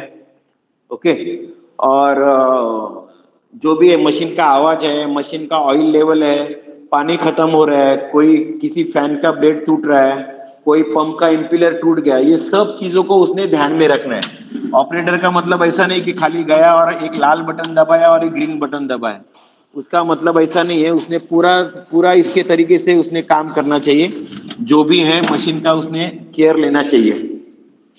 ओके, उसके बाद आया मेंटेनेंस, या पहले तो आया प्रिवेंटिव मेंटेनेंस। प्रिवेंटिव मेंटेनेंस में हमने देखा पर्टिकुलर हर वीकली क्या क्या करना चाहिए, जैसे कि एयर एचयू के फिल्टर है, वाटर के फिल्टर्स है, तो आपको हफ्ते में एक बार क्लीन करेंगे चलेगा। पानी के फिल्टर है वो महीने में एक बार क्लीन करेंगे चलेगा, लेकिन एचयू के फिल्टर के ऊपर आपको गौर रखना है, क्योंकि एचयू का फिल्टर ब्लॉक हो गया है तो पूरी आपकी सिस्टम गड़बड़ में आ जाएगी। क्योंकि एचयू का फिल्टर ब्लॉक हो गया है तो लिक्विड जाएगा कंप्रेसर को, फिर कंप्रेसर को लिक्विड जाएगा तो कंप्रेसर खराब हो जाएगा, नॉकिंग साउंड आएगा, उसमें का कुछ टूटेगा, फिर आपको ब्रेक डाउन आ जाएगा। उससे अच्छा आपको एचयू के फिल्टर साफ करना ज्यादा सिंपल है और कम खर्चे वाला है। तो आपने अगर देखा होगा फार्मास्यूटिकल जो मशीन ये रहते हैं, यूनिट्स रहते हैं, तो उनके पास एसओपी लिखा हुआ रहता है, हर हर हफ्ते में उनको एयर फिल्टर क्लीन करके चाहिए एचयू के। हमारे पास भी कुछ ऐसे कॉन्ट्रैक्ट थे पहले, अभी नहीं है। तो एवरी सैटरडे पर्सन और 2 पर्सन्स विल गो, और उनके पास लगभग 18 एचयू थे। 18 एचयू के ऑलमोस्ट एक एचयू के 5-6 फिल्टर, 108 फिल्टर क्लीन करेंगे और 4 बजे तक उनका काम खत्म होगा, फिर फिल्टर जगह पे रखेंगे और फिर निकल आएंगे, फिर रिपोर्ट बनाएंगे।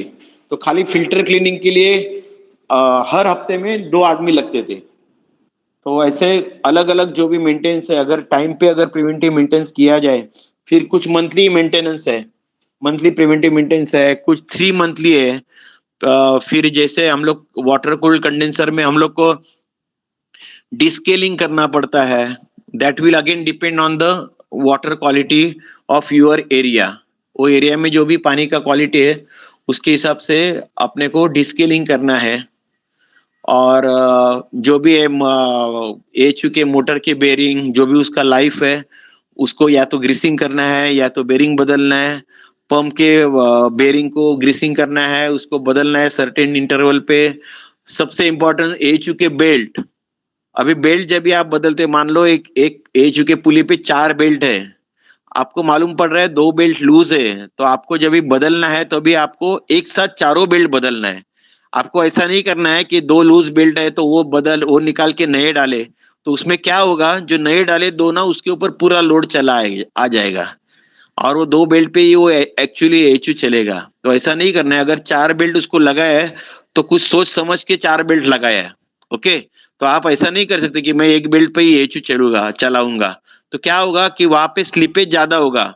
मतलब आपकी मोटर घूम रही है 1450 आरपीएम से और मालूम पड़ रहा है आपका एचयू का शाफ्ट घूम रहा है 1000 आरपीएम से। तो जो भी एचयू के फैन का जो आउटलेट जो है, जो भी डिजाइन आउटलेट है, सीएफएम कैपेसिटी, वो आप मीट नहीं कर पाओगे। तो इसके लिए अगर बेल्ट बदलने हैं तो चारों के चारों एक साथ बदलने हैं। और ये जो एक्टिविटी नॉर्मली 6 महीने में एक बार अपने को करनी पड़ती है, क्योंकि वो बेल्ट लूज हो गए तो उसका स्लीपेज बढ़ता है और पूरा मशीन का इफिशिएंसी कम हो जाता है, कूलिंग भी कम हो जाएगा, सबके ऊपर असर करेगा। इसके लिए एचयू के बेल्ट बदलना ये बहुत इंपॉर्टेंट और टाइमली करने का एक्टिविटी है। तो ये हो गया अपना प्रिवेंटिव मेंटेनेंस, रूटीन मेंटेनेंस। फिर आ गया ब्रेकडाउन मेंटेनेंस। सबसे पहली बात तो ये है, आपको ये देखना है कि ये ब्रेकडाउन आया ही क्यों। अगर आपके पास अच्छी प्रिवेंटिव मेंटेनेंस की ये है शेड्यूल है तो आपको कभी भी ब्रेकडाउन आना नहीं चाहिए। हम लोग जब भी हम लोग एएमसी लेते हैं हमारे कस्टमर का, okay, so we always ensure the customer that we will not allow any single breakdown on your equipment। तो मतलब ऐसा होता है क्योंकि ब्रेकडाउन आया तो कस्टमर का प्रोडक्शन रुक जाएगा, जो भी उनका बहुत सारा नुकसान हो गया। हो सकता है आपका चिलर है 5 लाख का और उसका नुकसान है एक दिन का 10 लाख का।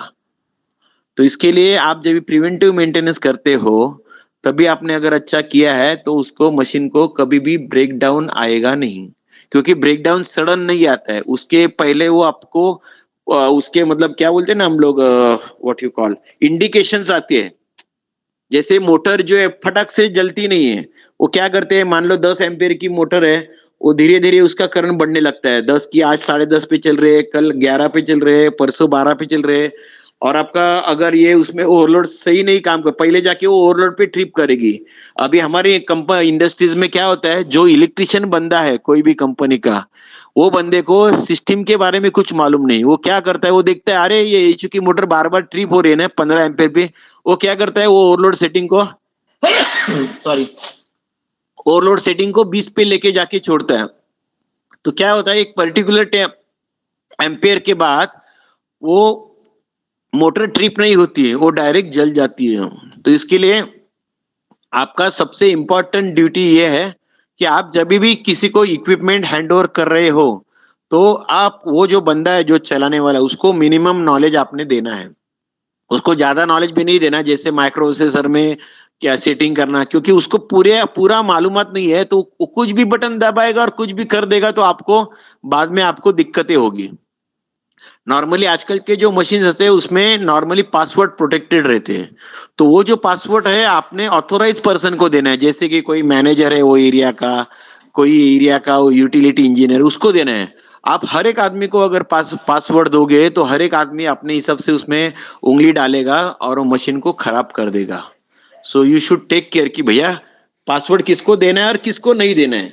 सबको पासवर्ड देते बैठे गए तो बाद में मालूम पड़ेगा कि वो मशीन की ऐसी की तैसी कर दी लोगों ने, और आपको दिक्कत हो जाएगी। तो ऑथोराइज पर्सन ने वो मशीन को चलाना है, ये हमेशा आपने ध्यान रखो। क्या मशीन जो है ऑथोराइज पर्सन ने चलानी है। और बात थी हमारे इसकी किसकी, मेंटेनेंस की। तो जब भी ब्रेक डाउन आता है, वो ब्रेक डाउन क्यों आता है और क्यों हुआ, उसका एनालिसिस होना बहुत जरूरी है। जैसे कि मान लो कि एसी का कंप्रेसर जल गया, अभी एसी का कंप्रेसर जल गया तो मैं जाऊंगा नया कंप्रेसर डालूंगा, हो गया काम? तो ये काम हुआ नहीं। अगर जब तक मेरे को मालूम नहीं पड़े कि पुराना कंप्रेसर क्यों जल गया, तब तक नया कंप्रेसर चालू करना बहुत रिस्की है। और रिस्की इसके लिए है, जिस कारण से वो चुनाव कंप्रेसर जल गया, वो कारण अगर मैंने आइडेंटिफाई किया नहीं और उसको रेक्टिफाई किया नहीं, तो क्या गारंटी आपका नया कंप्रेसर भी नहीं जलेगा। तो इसके लिए जब भी कोई भी ब्रेकडाउन आता है तो उसका थ्रू एनालिसिस होना जरूरी है। आप सबको, सब लोगों को मालूम होगा, ये कल्पना चावला का जो भी स्पेस यान है ना, वो जल गया था, मालूम है ना, वो एक्सीडेंट हुआ था, वो सब लोग मर गए। तो ये अमेरिका वाले जो है ना बहुत होशियार लोग हैं। वो क्या करते हैं, कोई भी एक्सीडेंट होता है ना, कोई भी एक्सीडेंट होता है तो वो क्यों हुआ और उसको फ्यूचर में ना होने के लिए क्या किया जाए, एक उनके पास ये बहुत अच्छा सिस्टम है। तो उन्होंने क्या किया, वो जो सेटअप था ना वो उन्होंने लैब में लगाया और उन्होंने ये ढूंढ के निकाला, शायद आपको आश्चर्य होगा ये जान के, कि एक पफ के टुकड़े ने, एक पफ का टुकड़ा एक पर्टिकुलर स्पीड से अगर एल्यूमिनियम को टकरा जाता है तो वो एल्यूमिनियम में होल बना देता है, hole, it can pierce the aluminium. ये उन्होंने लैब में प्रूव किया। अपने को ऐसा लगता नहीं कि पफ का टुकड़ा क्या मेटल को पंक्चर करेगा, लेकिन उन्होंने ये लैब में प्रूव किया। 5000 किलोमीटर पर आवर से उसने पफ का टुकड़ा वो मेटल के ऊपर अटैक किया। जब भी मालूम पड़ा कि वो 5000 किलोमीटर के स्पीड से पफ का टुकड़ा जो है वो मेटल को पंक्चर कर सकता है। और ये एक्सीडेंट इसलिए हुआ था जब भी ये लोग धरती को छोड़ के आसमान में जा रहे थे, जब भी उसी यान का जो इंसुलेशन का पफ का टुकड़ा था वो यान को टकरा गया और उसमें स्मॉल होल हो गया। और जब भी वो रिटर्न आ रहे थे अर्थ पे, तो वो टाइम पे वो होल में से अग्नि, मतलब वहां से, मतलब फायर पकड़ लिया वो यान ने, वो वहां से हवा घुस गया अंदर और वो गर्म हवा होने के कारण वो पूरा जो केबिन है उनका वो हॉट एयर से भर गया और आगे जाके वो सब लोग जल के मर गए। तो कहने का मतलब है, मेरे को ये आपको बताने का मतलब है, जो भी ब्रेकडाउन आता है मशीन में उसका एनालिसिस थरली होना चाहिए। आपको ये पहला पता होना चाहिए कि आपका ये कंप्रेसर क्यों गया, आपका एक्सपेंशन वाल्व क्यों गया। क्योंकि कोई भी मैन्युफैक्चरर जो मशीन बनाता है वो खराब होने के लिए नहीं बनाता है। उसमें कुछ ना कुछ एक्सटर्नल कारण हो गया, कुछ ना कुछ इलेक्ट्रिकल में डिस्टरबेंस हो गया, कुछ ना कुछ इलेक्ट्रिकल सप्लाई में प्रॉब्लम हो गया, कुछ ना कुछ पानी के क्वालिटी में प्रॉब्लम हो गया, इसके लिए वो आपका मशीन खराब हो गया। तो always you should analyse what was the problem. And unless you, अभी जैसा देखो कि जैसे मैं कंप्रेसर का बताया और कोई प्रॉब्लम है, तो उसका जो भी प्रॉब्लम है, जैसे कि मान लो आपको गैस लीक हो गया और आपके पास कस्टमर ने मशीन दिया कि भैया इसको ठीक करके दो, तो आपका पहला ड्यूटी है कि वो लीक मिलना चाहिए, भले उसको 2 दिन लगे या 8 दिन लगे। आपने जब तक उसका लीक रेक्टिफाई नहीं करते तब तक उसको गैस चार्ज करना नहीं है। क्योंकि क्या होगा, गैस गया इसका मतलब कहाँ पे तो लीक है, और आपने, अगर आपको लीक नहीं मिला और आपने वैसा ही गैस भर दिया, क्या होगा, हो सकता है 15 दिन के बाद, 1 महीने के बाद वो मशीन फिर लीक हो, और फिर क्वेश्चन कस्टमर क्या करेगा, आपको उसको उसके लिए ब्लेम करेगा कि भैया आपने काम ठीक से नहीं किया। तो इसके लिए जो भी आप काम कर रहे हो वो टेक्निकली करेक्ट होना चाहिए। मैं क्या बोल रहा हूँ, ध्यान से सुनो। हम लोग जो बोलते हैं ना, कस्टमर ना सस्ते वाले को काम देता है, ये पूरा मतलब गलत फहमी है। हम लोग को जो लगता है वो पूरा गलत है। कस्टमर रिलायबल आदमी को काम देता है, ये ध्यान में रखो। कस्टमर ने जब भी आपको काम दिया तो you should prove him that कि you are the reliable person. आपका काम इतना ये होना चाहिए कि कस्टमर को छाती ठोक के आपने बोलना चाहिए, भैया ये मेरा काम हो गया, ये ठीक हो गया, अभी इसके बाद इसमें प्रॉब्लम नहीं आएगा। तो कस्टमर वो कॉन्फिडेंस के आपको पैसे देता है। आप ध्यान में रखो, आपके मेहनत के पैसे तो मिलते हैं लेकिन कॉन्फिडेंस के पैसे ज्यादा मिलते हैं। अगर आपने सही तरीके से उसका काम कर दिया तो you will get good money from the customer. नहीं तो क्या होगा, अरे साहब दे दो ना 500 रुपया मैं चार्ज करके देता हूँ। अगर आप ऐसा करने को जाओगे तो कस्टमर आपके पास आएगा नहीं, क्योंकि 500 रुपये में गैस चार्जर फ्रिज को चार्ज करने वाले बहुत सारे बंदे मार्केट में बैठे हैं जो कुछ लिखते नहीं पढ़ते नहीं, गैस भरने को आया तो इसी मैकेनिक हो जाते हैं क्या, और फिर अपना दुकान लेके बैठ जाते हैं। There are so many people. मैं आपको बता दूं, अभी मैं almost I had work for around 36 year in the industry, AC and industry. जो भी मैंने ऑब्जर्व किया है, हमारे 100 में से ना 60 लोग जो है वो फेक है हमारी इंडस्ट्री में। 40 लोग जो है ना वो रियल, जो बोलते हैं ना हम लोग हार्डकोर इंजीनियर है, इंजीनियर बोलो या टेक्नीशियन बोलो। लेकिन 10 में से 6 लोगों ने फ्रॉड है हमारे इसमें। खाली ऐसे मस्त मस्त ऐसे कपड़े पहनेंगे कड़क इस्त्री के और कस्टमर के पास जाएंगे और कुछ भी बता देंगे, जिसका कोई लॉजिकल ये नहीं रहता है। कस्टमर को मालूम नहीं ना आपको क्या आता है और क्या नहीं आता है। वो क्या सोचता है, भैया ये डॉक्टर है, इसने जो सलाह दी वो सही रहेगी, ये सोच के कस्टमर आपको काम देता है। लेकिन अगर वो काम ठीक से नहीं हो गया तो आपको दूसरा काम मिलना मुश्किल होता है। इसके लिए अपना जो नॉलेज है रिगार्डिंग द फील्ड, ये नॉलेज को आपने हमेशा अपडेट करके रखना चाहिए। And knowledge is the only edge over others. आपका अगर नॉलेज अच्छा है, अगर आप अच्छा काम करते हो तो आपको मार्केट में काम मिलने में कोई दिक्कत नहीं आएगी। और वो क्योंकि क्या होता है, अभी देखो मैं मेरा खुद का एक्सपीरियंस बताता हूँ। मेरे पास कस्टमर बहुत कम है, मे बी देर आर, अगर नासिक में 1500 इंडस्ट्री है तो वहां पे 30-35 इंडस्ट्री में काम करता हूँ। लेकिन मेरे काम में क्या होता है, जब भी मैं काम करता हूँ ना तो मेरा कस्टमर मेरे लिए नया कस्टमर ढूंढ के लाता है। आप समझ रहे हो इस बात को, वो मेरा कस्टमर मेरा मार्केटिंग करता है, क्योंकि मैं वो कस्टमर का काम जीत जान तोड़ के मतलब अच्छा करता हूँ। तो फिर वो क्या होता है, वो कस्टमर किसी को रेफरेंस देते हैं, भैया इनसे काम करवा लो तो ये अच्छा काम करते हैं। तो अगर ये आपने काम अच्छा किया है तो अपने आप आपको कस्टमर जमा हो जाएंगे। लेकिन आपने एक गलत काम किया है तो आपके 10 कस्टमर टूट जाएंगे। ये भी हमेशा याद रखो। इसके लिए always try to do the best from your end. तो उसके लिए आपकी क्या चाहिए, 3 चीजों की जरूरत है। एक तो नॉलेज, दूसरा स्किल और तीसरा एटीट्यूड। नॉलेज ये चीज ऐसी है, आपको मालूम है पूरा ये दुनिया में ये फील्ड के अंदर भी इतना नॉलेज है कि आपको रोज कुछ ना कुछ उसके ऊपर सीखना चाहिए और आपको अपने आप को अपडेट करना चाहिए। फिर जहाँ पे कोई स्किल्स है, जैसे ब्रेजिंग है, फ्लेयरिंग है, जो भी एक कुछ काम है पर्टिकुलर, वो स्किलफुली होने चाहिए। ओके, तो आपने वो स्किल एक्वायर करना चाहिए। कोई फॉल्ट फाइंडिंग है, आपको इलेक्ट्रिकल आपका पक्का होना चाहिए, इलेक्ट्रॉनिक कुछ हद तक पक्का होना चाहिए, जो आपको इसमें लगेगा उसका नॉलेज होना चाहिए, उसको टेस्ट करना मालूम पड़ना चाहिए। नहीं तो क्या होगा, आप रेजिस्टेंस पे डालोगे और वोल्टेज चेक करने जाओगे तो मीटर भी खराब और आपका हाथ भी खराब।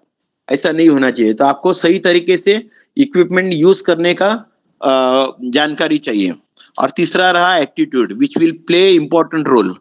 अगर आपके पास 95% एटीट्यूड है तो आप 5% जो नॉलेज और स्किल है उसको ओवरकम करोगे। अगर आपका एटीट्यूड ऐसा है कि नहीं भैया मैं डॉक्टर हूं और मेरे को इस पेशेंट को ठीक करना है, ये अगर एटीट्यूड आपके पास है तो आप वो काम को बहुत अच्छी तरीके से करो। वो टाइम पे अपने को ये सोचना ही नहीं भैया मैं इसको ठीक करूंगा तो इसको 10,000 खर्चा देगा।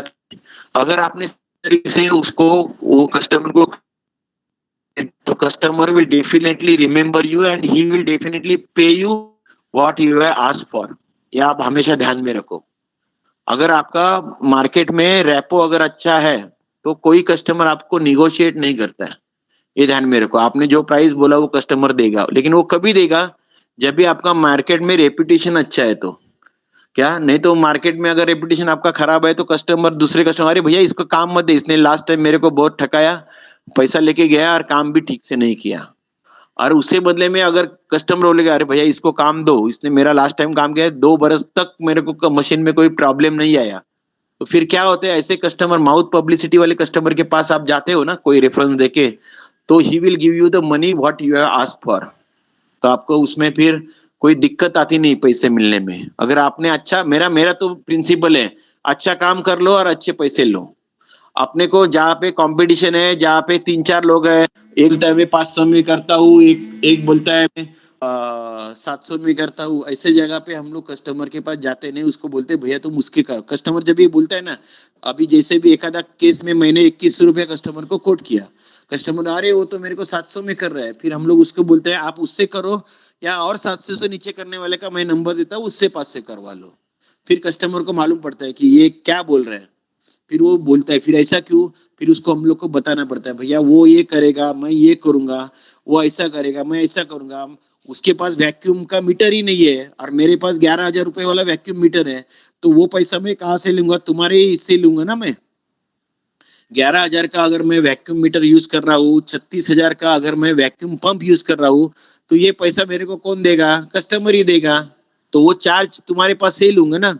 और तुम्हारे पास जो बंदा 700 रुपए में काम करता है, वो रेसिप्रोकेटिंग कंप्रेसर से आपका वैक्यूमिंग करता है। रेसिप्रोकेटिंग कंप्रेसर से कभी भी जिंदगी भर रेसिप्रोकेटिंग कंप्रेसर चला है ना, तो भी उससे वैक्यूम नहीं आएगा।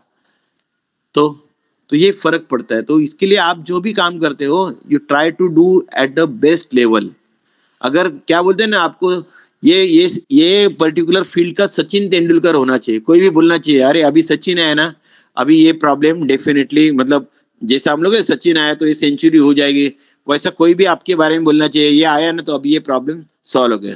मैं मेरा पर्सनल एक्सपीरियंस बताता हूँ, मेरा का मतलब ऐसा कुछ आपको ये नहीं करना है, लेकिन there are certain cases in Nashik और बाहर की जगह पे, जहाँ पे 2-2 3-3 लोग आके करके गए, उनको काम नहीं हुआ और हमने जाके वो काम को अच्छी तरीके से करके दिया कस्टमर को। ऐसे भी हमारे पास बहुत सारे केसेस है। और कस्टमर मतलब जो बोलते हैं ना, कस्टमर हैप्पीनेस इंडेक्स है हमारे पास। तो ये सब था हमारा रिवीजन का। मेरे ख्याल से आज हम लोग यहाँ पे रुकते हैं। We are 11:40। सुबोध, हा तर मी आता इथे थांबतो, माझा पोर्शन सगळा संपलेला आहे।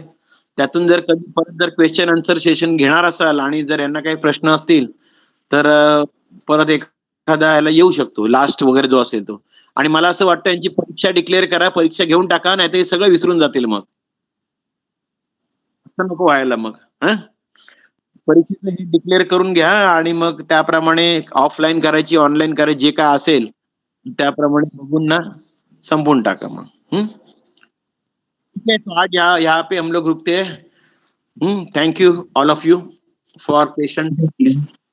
Thank you all. Hello sir हाँ बोला। सर, ते तुम्ही मंगाशी सांगितलेलं की आनंद नारायणचं बुक, हाँ त्याचा मला फ्रंट पेजचा फोटो ग्रुपला पाठव सांगा आपल्या। बर बर, पाठवतो। ते आता माझ्याकडे इथे ऑफिसमध्ये आहे की नाही माहिती नाही, पण मी पाठवतो। चल ठीक आहे, काय हरकत नाही।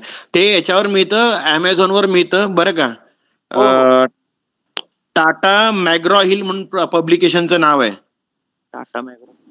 हा, टाटा TATAMCGRAW-HILL या नावाने वेबसाईट पण आहे .com वर, तिथेही तुम्हाला मिळू शकेल। जस्ट चेक करा, नाहीतर मी पाठवतो, फोटो पाठवतो मी। ठीक आहे। ठीक आहे। आणि ते पुस्तक नेहमी तुमच्याकडे राहू दे। आमच्याकडे मी सांगितलं ना, माझ्याकडे 4ही एडिशन्स आहेत त्यांच्या।